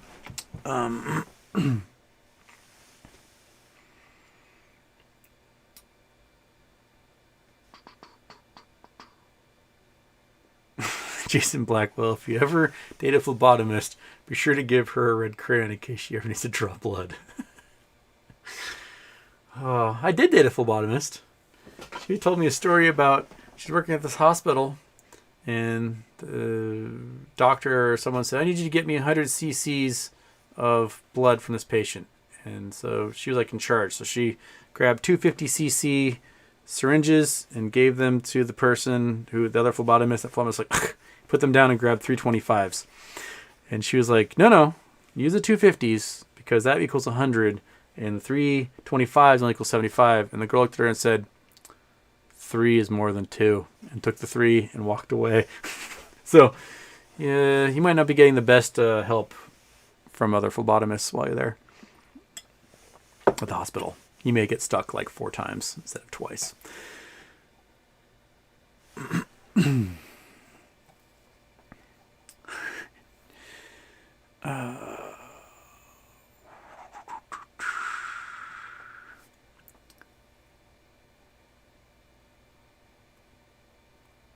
Okay.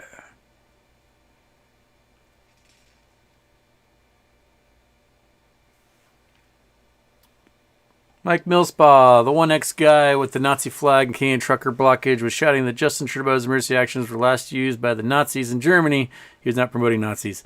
Yeah, that's not how you protest Nazis, is by adopting their symbols. That's not how it's done. You adopt their symbols because you already owned the freaking Nazi flag. Yeah. Public health has existed for thousands of years as a discipline and as a course of action for governments. It's one of the fundamental things to living in a society. You guys are going to get me on a rant again.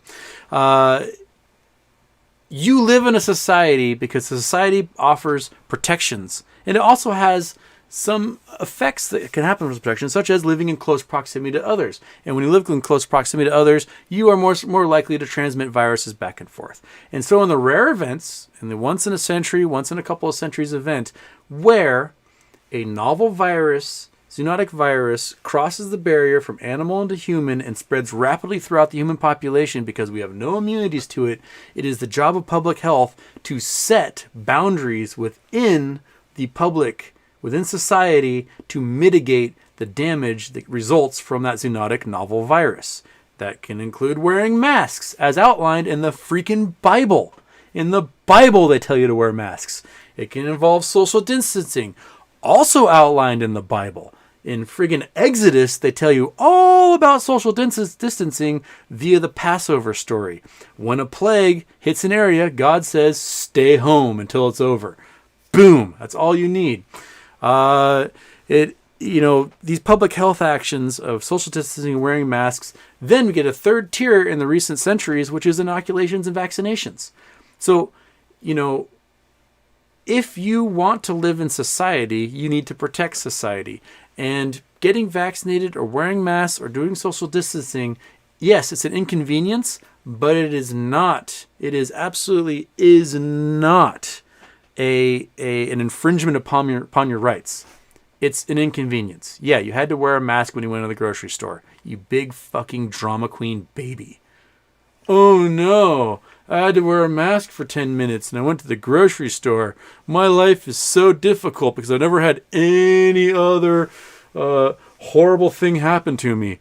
It's like when you meet a baby, a young little 4-week-old baby, and it's crying its head off. It's crying its head off because in that moment, it's the most uncomfortable it's ever been in its entire life. So if you meet a giant adult baby having a hissy fit over a mask or a vaccine to protect society, that is them being the most uncomfortable they've ever been in their entire frigging spoon-fed life. Just grow the fuck up, get vaccinated, wear your mask, and save lives. It's not that hard. It's the simplest thing in the world. We have thousands of years of science and epidemiology that go behind this, and it just fucking pisses me off. It fucking pisses me off so much. So much that so many of you are willing to do so little to protect lives. What type of wussbags are you? That wearing a mask makes you get lightheaded and you just can't do it anymore. I can run a friggin' marathon in a mask and it would not matter. It doesn't. Grow up. Quit being a baby. Just be a friggin' adult, not some sort of child. Actually, that's not fair because children are actually willing to wear masks. But you know what I mean? Just do it. You are not being oppressed. You want to be oppressed so bad. You want it. You want, oh, woe is me. I'm so oppressed. You're not. You're not oppressed. You're not the victim. The victims are in hospitals all over the world, dying by the thousands every single day. Those are the victims. And you are propagating this and allowing them to die at even higher numbers day in, day out. And it's just fucking bullshit. Just grow the fuck up. I'm sick of it. I'm so sick of it. It's been 2 years of this, and the solution all along has been easy. Wear a mask, social distance, get vaccinated. Duh. Duh, duh, duh, duh, duh, duh. Those three things. And you know what? I can still travel to Europe. I can still go skiing. I can still enjoy hot chocolates. I am not being oppressed. Why? Because I took the little steps along the way so that I can enjoy these things. I can go to a comedy show and laugh with a mask on. It's not hard. I can go to a concert and cheer with a mask on. It's not that hard. It's easy. It's easy peasy. You just do it. That's it. Done. You have all of a sudden taken steps that can save thousands of lives and cut down transmission and end this pandemic sooner. Two-thirds of those infected with Omicron were previously infected with COVID. Two-thirds of the people who got Omicron already had a previous COVID infection. That tells me the natural immunity doesn't do shit. It doesn't do anything. That's it. Like you guys, natural immunity is the way to go. You can't protect yourself from COVID by getting COVID. Why? Because if you're unvaccinated, you have a 1 in 30 chance of dying and a 1 in 5 chance of being permanently disabled. So, how are you going to protect yourself from that? By getting it. It'd be like saying, you know, I protect myself from getting AIDS by going and getting AIDS. That's not how it works. I'll protect myself from getting herpes by getting herpes. No. You've been infected. Your body is being absolutely ravaged. And what good is that? I've been filling in at my friend's restaurant for the last couple of weeks because one of the workers got COVID and she has long COVID. And her heart and lungs are so ruined right now that showing up to work and having to walk 25 steps carrying a plate to a table, and she can't do it. She had to go to the emergency room the other night and asked me to come in. Hey, there's emergency. Can you come in and help us out? Of course I went and helped him out. And I wore a mask, and I'm fine. It's not that hard. You can work 8 hours with a mask on. I've done it. So if you are so weak and your constitution is so friggin' just puny that you can't do the very basic, simple things to protect others, what good are you? What purpose do you serve in society? What is your entire purpose? Just do the little things. They're tiny. They're small. And the time it took me to rant to you right now, you could have gone to Walgreens and gotten a vaccination. It's really just do it. Just friggin' do it. All right.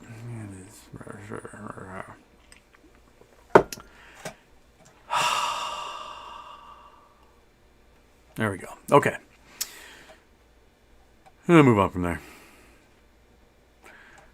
Well, of course, now my chat reset, and I am now like 7 years away from where I should be. Okay, so that is, because of chat reset, I'm able to catch up really high. Tinfoil jumpsuit. Mic drop. You guys, every couple of weeks you get me just pissed off, and then I have to yell at everybody.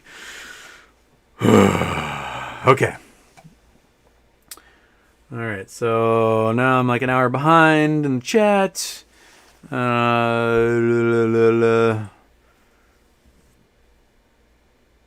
Okay, Jeremy asks, Houston, from a behavioral economic standpoint, what are your thoughts on DWAC? Do you think there will be a lot of retail traders FOMOing into it with all the censorship from the past 2 years? I think DWAC is ultimately going to fizzle and die. Yeah, people jumped into it, and they think it got like $95 as a daily high closing. Right now it's been hovering around 80, but I think when the first user numbers come out for human users, like actual human beings that use the program, it's gonna be pretty low. You have 70% of the population that uses Twitter or other social media platforms. They're not even going to bother. They're already. Why would they go from Twitter to a clone that won't work as well? It's been programmed by people who are complete boneheads. That's run by Donald Trump. I mean, Donald Trump never had a positive. He's the only president ever to never have a positive rating. He was always below 50% at all times. He left office at like 30 something. You might get those folks, those hardcore folks using it, but what they're going to discover is that it's not that fun to get arguments in echo chamber because there's no one to argue with. That's the whole reason they use these platforms, is to get in arguments.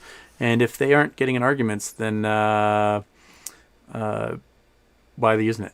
They want to rough it up with people, and if the other people aren't in there, they're gonna be like, "Oh, this is boring," and user activity and screen time is gonna go way down. There's only so many Donald Trump tweets you can read that we go, "Oh, that was something," but I don't think people are gonna use it very much. Okay.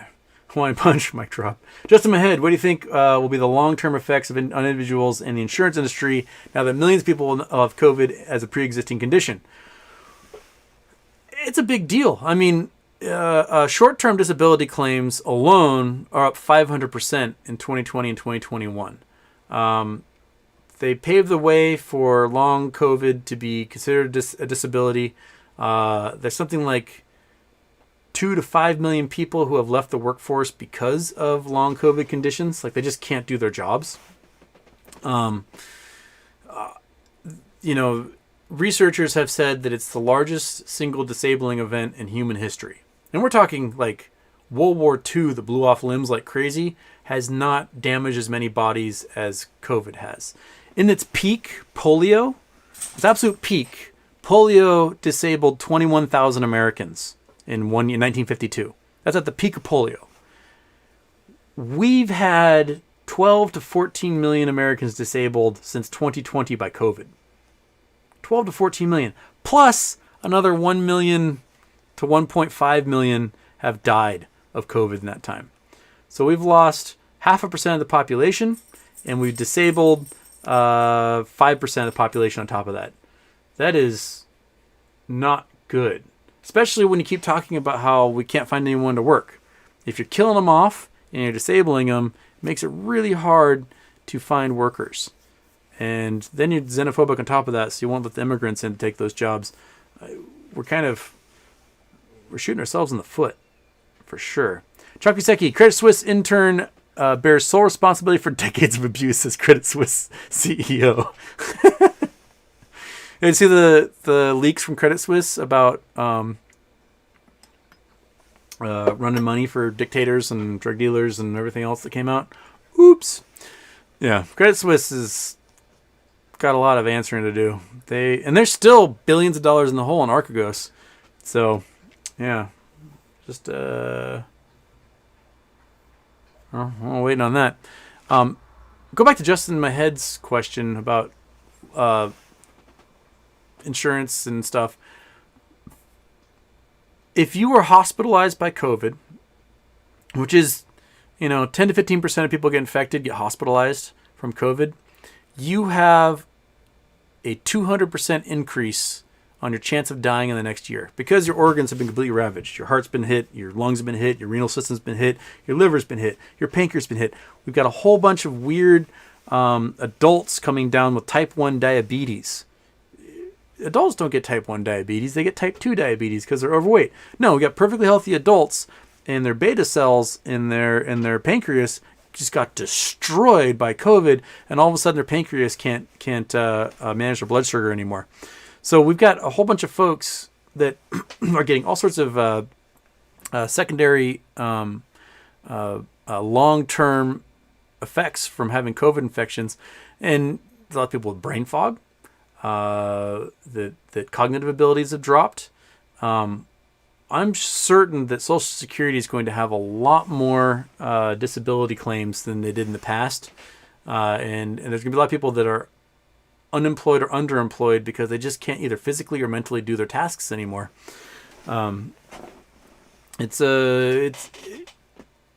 Insurance companies are not going to be able to afford to take care of those folks, and they're going to be dumped onto Social Security. And Social Security is such a brutal system that, they recently are cutting the amount of food stamps disabled people can get. They're cutting the amount of money that they're allowed to have. So if you're disabled and you've got more than $2,000 in your bank account at any one time, they cut you off of disability. So, forget taking a gift from someone or getting an inheritance from grandma for $10,000 or whatever. If they find you with more than $2,000 in your checking account, you're off disability and you get to go die in the streets. You can lose your Section 8 housing. You can lose all this stuff. We don't do a very good job with folks. And a lot of folks who are disabled, they may have had multiple strokes, right? They may have aphasia. They may have all sorts of problems, and they have a really hard time navigating the system in order to keep their disability. It's like you got disabled. Okay, 6 months from now you have to prove you're disabled. 6 months you have to prove you're disabled. 6 months you have to prove you're disabled. How is someone with a stroke going to remember to do that stuff? If they can't afford a caretaker, or they don't have kids around to help them, or whatever, a spouse. There's a lot of people who fall through the cracks in the system, and we've got a shitty system. We need a universal healthcare system that actually takes care of the people and doesn't give a shit about profit. That's what we need. It'll help with homelessness. It'll help with people with disabilities. It'll help alleviate 70% of all bankruptcies in the United States. No other country in the world bankrupts their population like we do with our healthcare system. You can have people that did the right thing, they saved, they scrapped, they invested, and then the wife gets cancer, and in 6 weeks, they are all of a sudden remortgaging their house, and they're losing everything because we got just a shitty system. We have an absolute just garbage system. And we can do better because other countries do better. We can look and see, oh yeah, they don't bankrupt their entire population. When someone gets cancer, they take care of them. And they give them a month off of work. We expect them to work until they die and go, oh, they really didn't show any work ethic there at the end. We have just a callous, cold system, and it's just meh. We could do better. We should do better. Okay. Get back on track here. Project Son, I worked at a Pizza Hut in college, never ate there again. I have not eaten at Pizza Hut since Pizza Hut gave me salmonella, and I lost 45 pounds in 4 days. That was the end of my Pizza Hut career, was the buffalo chicken pizza and me shitting my brains out in an emergency room every 30 seconds. If you ever want to lose weight in a hurry, you want a crash diet, just eat some raw chicken. You will lose all the weight you could ever imagine in just a matter of days. So, there you go. Okay.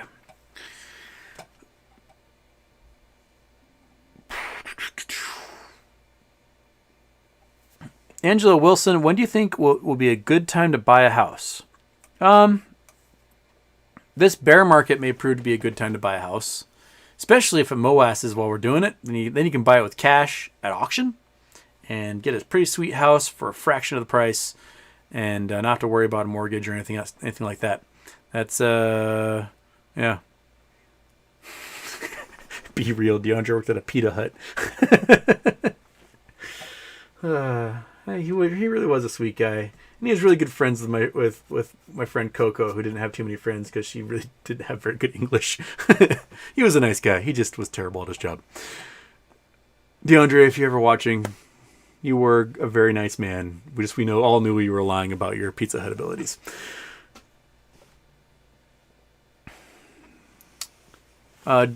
Just methods. Why are hedge funds like Citadel still allowed to manipulate while being probed?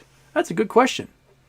Probably because there's so much money tied up with them that if they pause it for a moment and then for some reason the investigation didn't work out the way we think it's going to work out, they could sue the shit out of the U.S. government and then we become responsible for any losses they had. So that's why they'll just let them dig their own hole until there's conviction.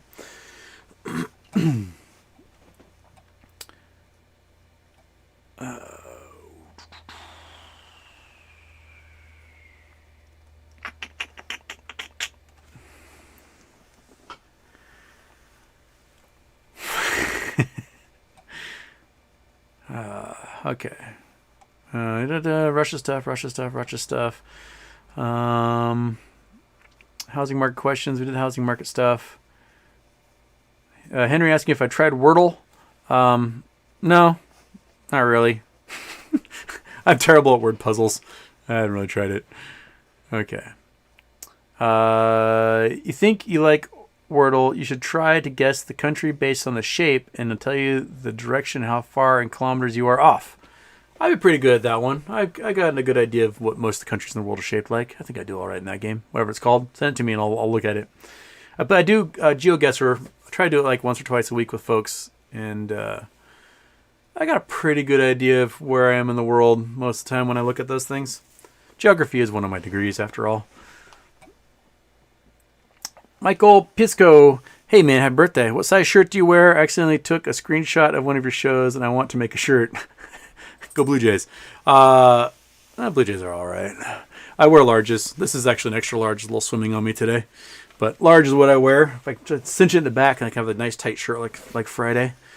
Make Jimmy D happy. T-Bone used to memorize all my phone numbers. I'm old. Yep. I still have all my friends' phone numbers memorized in my head from childhood. I don't know what the hell they're... Now I got to scroll through the phone to figure out what they are now.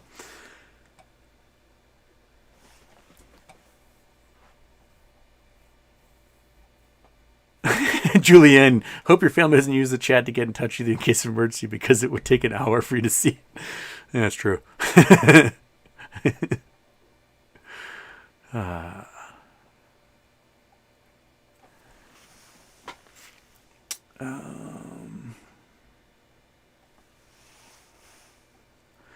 T. Houston, my friends and I are noticing lots of ads and commercials encouraging retail to buy crypto. Kind of feel like big whales want retail in markets so they can dump their positions. That's exactly what they want. Because 10% of the people in crypto own 99% of the crypto. They need people to invest in it to make them money, sweet money off of it. They need more investors. And so that's why you saw 60 commercials or whatever during the Super Bowl for it. Because they need us. They need our money. That's their next thing, is that, you know, they pay someone to write a program to create all these crypto coins. They give them to themselves and their buddies, but then what? They need someone to buy it from them. They've got $1 billion in coins they got to sell to someone, and it's only worth $1 billion if they can sell it to somebody. So they need more investors. And right now, it's probably in a few days might be a really good time to buy some crypto, because it will be really bottoming out there with on this Ukraine-Russia news. Okay.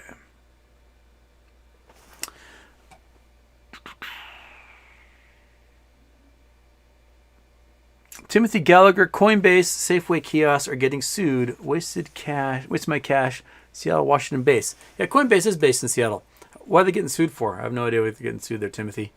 I always see those Coinbase machines, and I never use them because I collect my coins in a jar, and then about once a year or so, I go through each one, and if they're cool, I put them in my little collection. If not, I put them in rolls, and I just give them to my bank, and that way, you know, I can pull all the old silver dimes and quarters, and those are worth plenty of dollars, and old wheatback pennies and whatnot.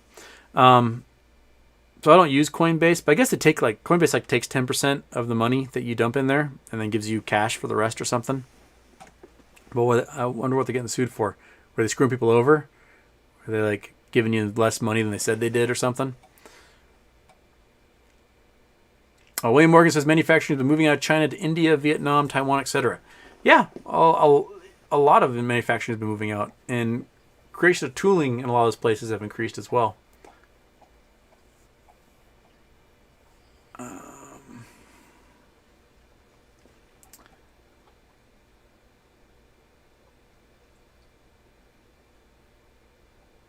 Brandon T, if mainstream media is trying to convince people that there is nothing to gain from AMC and GME, how do they explain away all these big funds increasing their positions in both? They don't. They don't talk about it. They won't mention any of these big funds taking big positions in those things. And that's why you see Motley Fool deleting all of their GME related articles, because once the racketeering RICO investigation got announced about Citadel and others, that's going to play into all those media groups, all those financial media guys who are getting paid to write articles to trash these stocks. And that is going, the fact that they had those articles, and they could probably have the emails saying, hey Bill at Motley Fool, can you write an article telling everyone that GME is over, so they can crash the price more. That's a sign of racketeering. That's RICO territory, and those guys are going down. Charles Gasparano deleting tons of tweets over the weekend because he knows that he's probably under investigation for this stuff. He was espousing misinformation about these stocks because he's paid to espouse misinformation about these stocks. And he's supposed to be an independent journalist, but we all know that, like him and Jim Cramer and all these other guys, they're taking cash on the side from these funds to badmouth stocks or promote other stocks. And you know, that's what the shorts do. It's what Jim Cramer talked about. He's like, hey, they'll pay me, I will talk wonders about this stock, get all my viewers to invest in the stock, and then we crash the price. Or, you know, you get paid to talk trash about a stock that's already been sold short to crash the price even further. And that's what they do. That's what they do. That's how they operate. It's Anatomy of a Short Attack.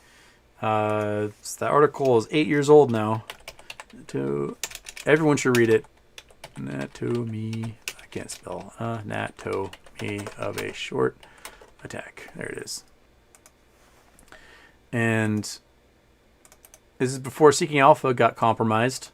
But it's still in there, and it is now in the chat. This is before Seeking Alpha got bought. Gerald Klein is the guy who wrote it. Definitely get in there and give it a read. It's eye-opening about how these short hedge funds do this stuff and the crimes that they can get away with for as long as they do.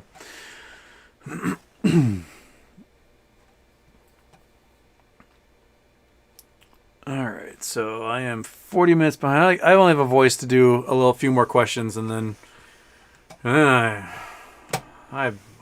running out of water. My voice is shredded. You got me on a rant, and I went on like a giant long walk today. So I'm gonna scroll. I'm doing some scrolling down towards the bottom, and if I missed anybody, I am so sorry. Oh, the webcam chat ladies are in here. Awesome. Thank you for taking care of that, mods. You guys are wonderful. Wonder if I can I do the... All right, no, that's what I was saying. Okay. All right, mods took care of it. I am so grateful for you, mods. Oh, what are you looking at? What do you... Get up here. Come on. Quit staring at me. I got nothing going on. I'm just talking to a screen, talking to a wall. I wonder what Monkey thinks about, like, I come in here 3 days a week and I just talk to a bright light for hours at a time, and she's like, this dude's fucking insane. Like,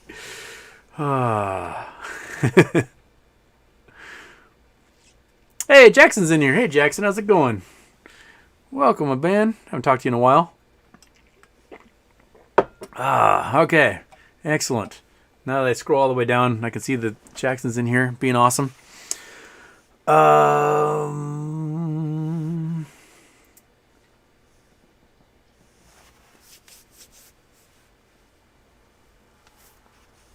Thomas Goodworth, I had TB years ago and could barely walk 50 feet after finally getting out of the hospital. The idea of long COVID scares the ever-living crap out of me.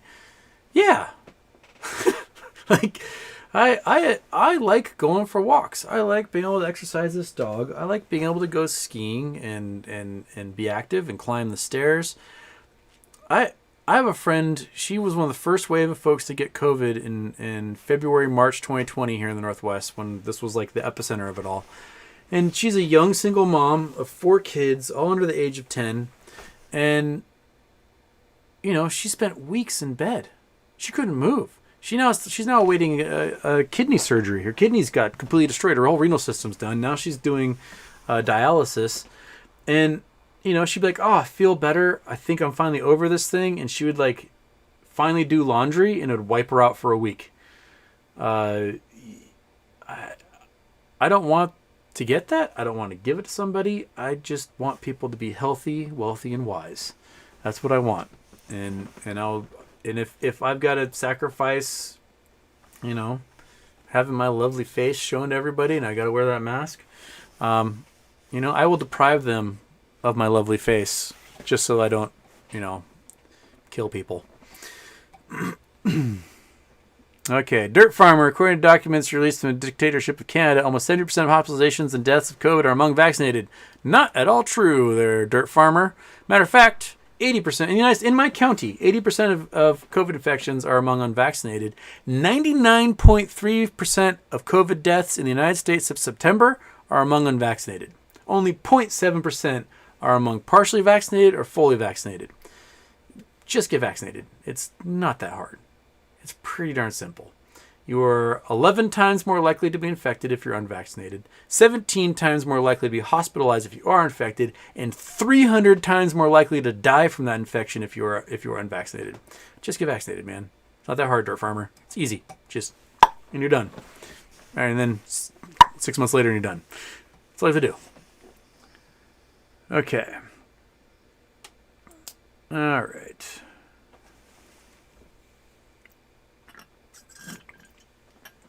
Liz Clayman's whistle, breaking UN Security Council is holding emergency meetings right now. Here we go. Yeah. Well, the problem is that Russia is part of the permanent member of the Security Council, and if you're a permanent member of the Security Council, you have veto power, which is just a dumb system. So, U.S., Russia, China, France, Great Britain, those are the 5 permanent members of the Security Council, and all 5 of them have veto power against any actions. So, it's the most useless group ever because they can always veto anything they want. And that's yeah, that's that's kind of how it goes. Now the webcam girls are really going bonkers, aren't they? How do I? Come on! Oh, I can't click on that one. Can I click on this one? Hot girls, put user in timeout. I guess that's what I'll do. All right. Okay, webcam XYZ hot girls and boys video chat. Toodaloo. All right. So I wonder what's going to happen at the UN meeting. If it's just going to be the other 40 members of the UN and I don't know, China will probably take Russia's side. So it'll be U.S., Great Britain, and France going, no, no, no. And then China and Russia going, yes, yes, yes. And that'll probably be the end of it. But I wonder if UN peacekeepers, if they'll put UN peacekeepers in there, and then Russia won't be able to be the peacekeepers in that area. That might be the way out.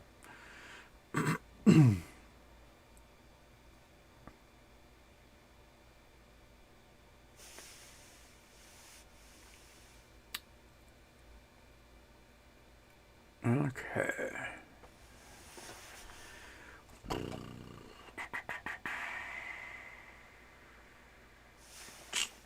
All right.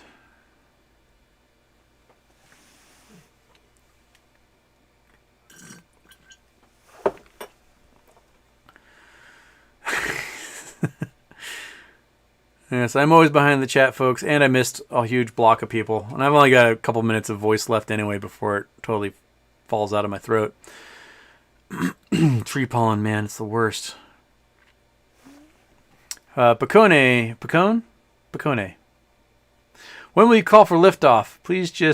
Please, I can't wait much longer, even though I've managed to wait for over 8 months. Liftoff. When we start to see deep red. The type of red we saw in March 2020 when we dropped 37% in about a month. That's when I think we are getting close to liftoff territory. It is definitely going to be deep reds, I think, that's going to cause this. So until then, we gotta wait. I'm sure we'll get some little reds this week. Tomorrow for sure, and we'll see what that does. Squamps, Houston, what can change the rotation of the Earth?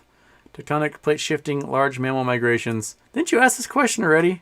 It's not that the rotation changes, that it can slow down or speed up versus things, and it's usually earthquakes that do it. Not like it's gonna change directions or something. That would just cause everybody to turn into red mist. Because right now at 45, 46 degrees latitude, I am rotating about 700 miles an hour. And so if you suddenly stop the Earth and start going the other direction, everything would just be a pink spray. Not even cockroaches will survive that. Okay.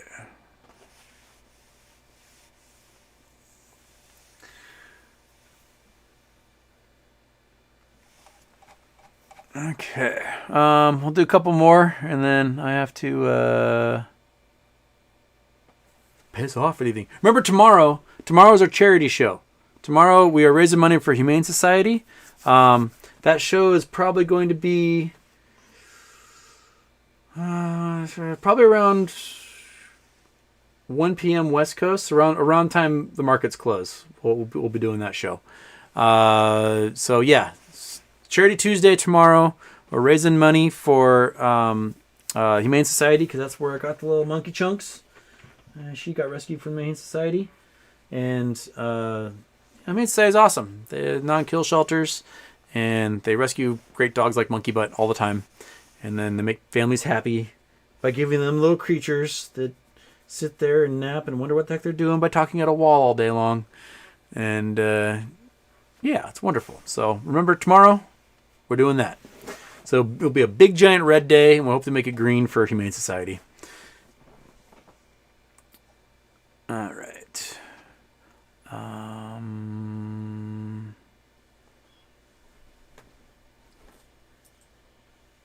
William Morgan, January 2021, memes started squeezing. Melvin received margin calls. Instead of covering memes, they cover hundreds of OTC.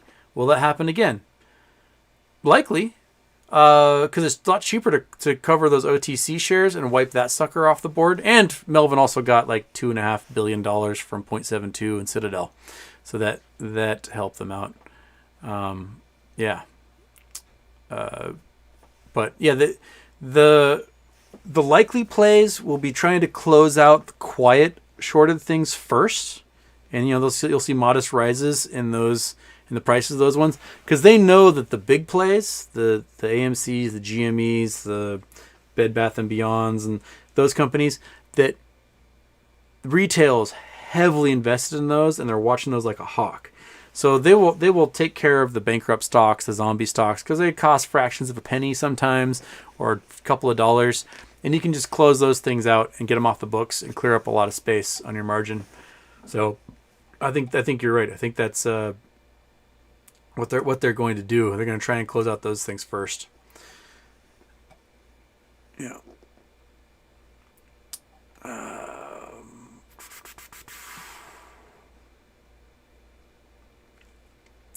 All right. Did I piss off a significant number of you there?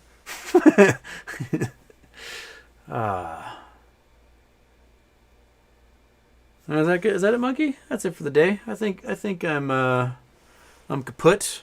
We'll save some gas for the tank for charity show tomorrow. And Monkey Butt, hey, Monkey, come here. Come on. Gotta say goodbye. Come here. Come here. Oh yeah, we're stretch it out. There it is. Yes, you're a good dog, aren't you? Yes. Okay, everybody. We're going to close out for the day. If I didn't get to your questions, ask them again tomorrow, and we'll see if they're still relevant for the days. If you've never read Anatomy of a Short Tack, scroll up to where I left the link in the chat and read Anatomy of a Short Tack. It is one of the most profound writings on the subject. It's from July of 2014. Yes, read it, learn about it, and we'll ask those questions tomorrow. And right now, Monkey Button, I'm going to say peace. But first, I got to click this thing. Click that thing.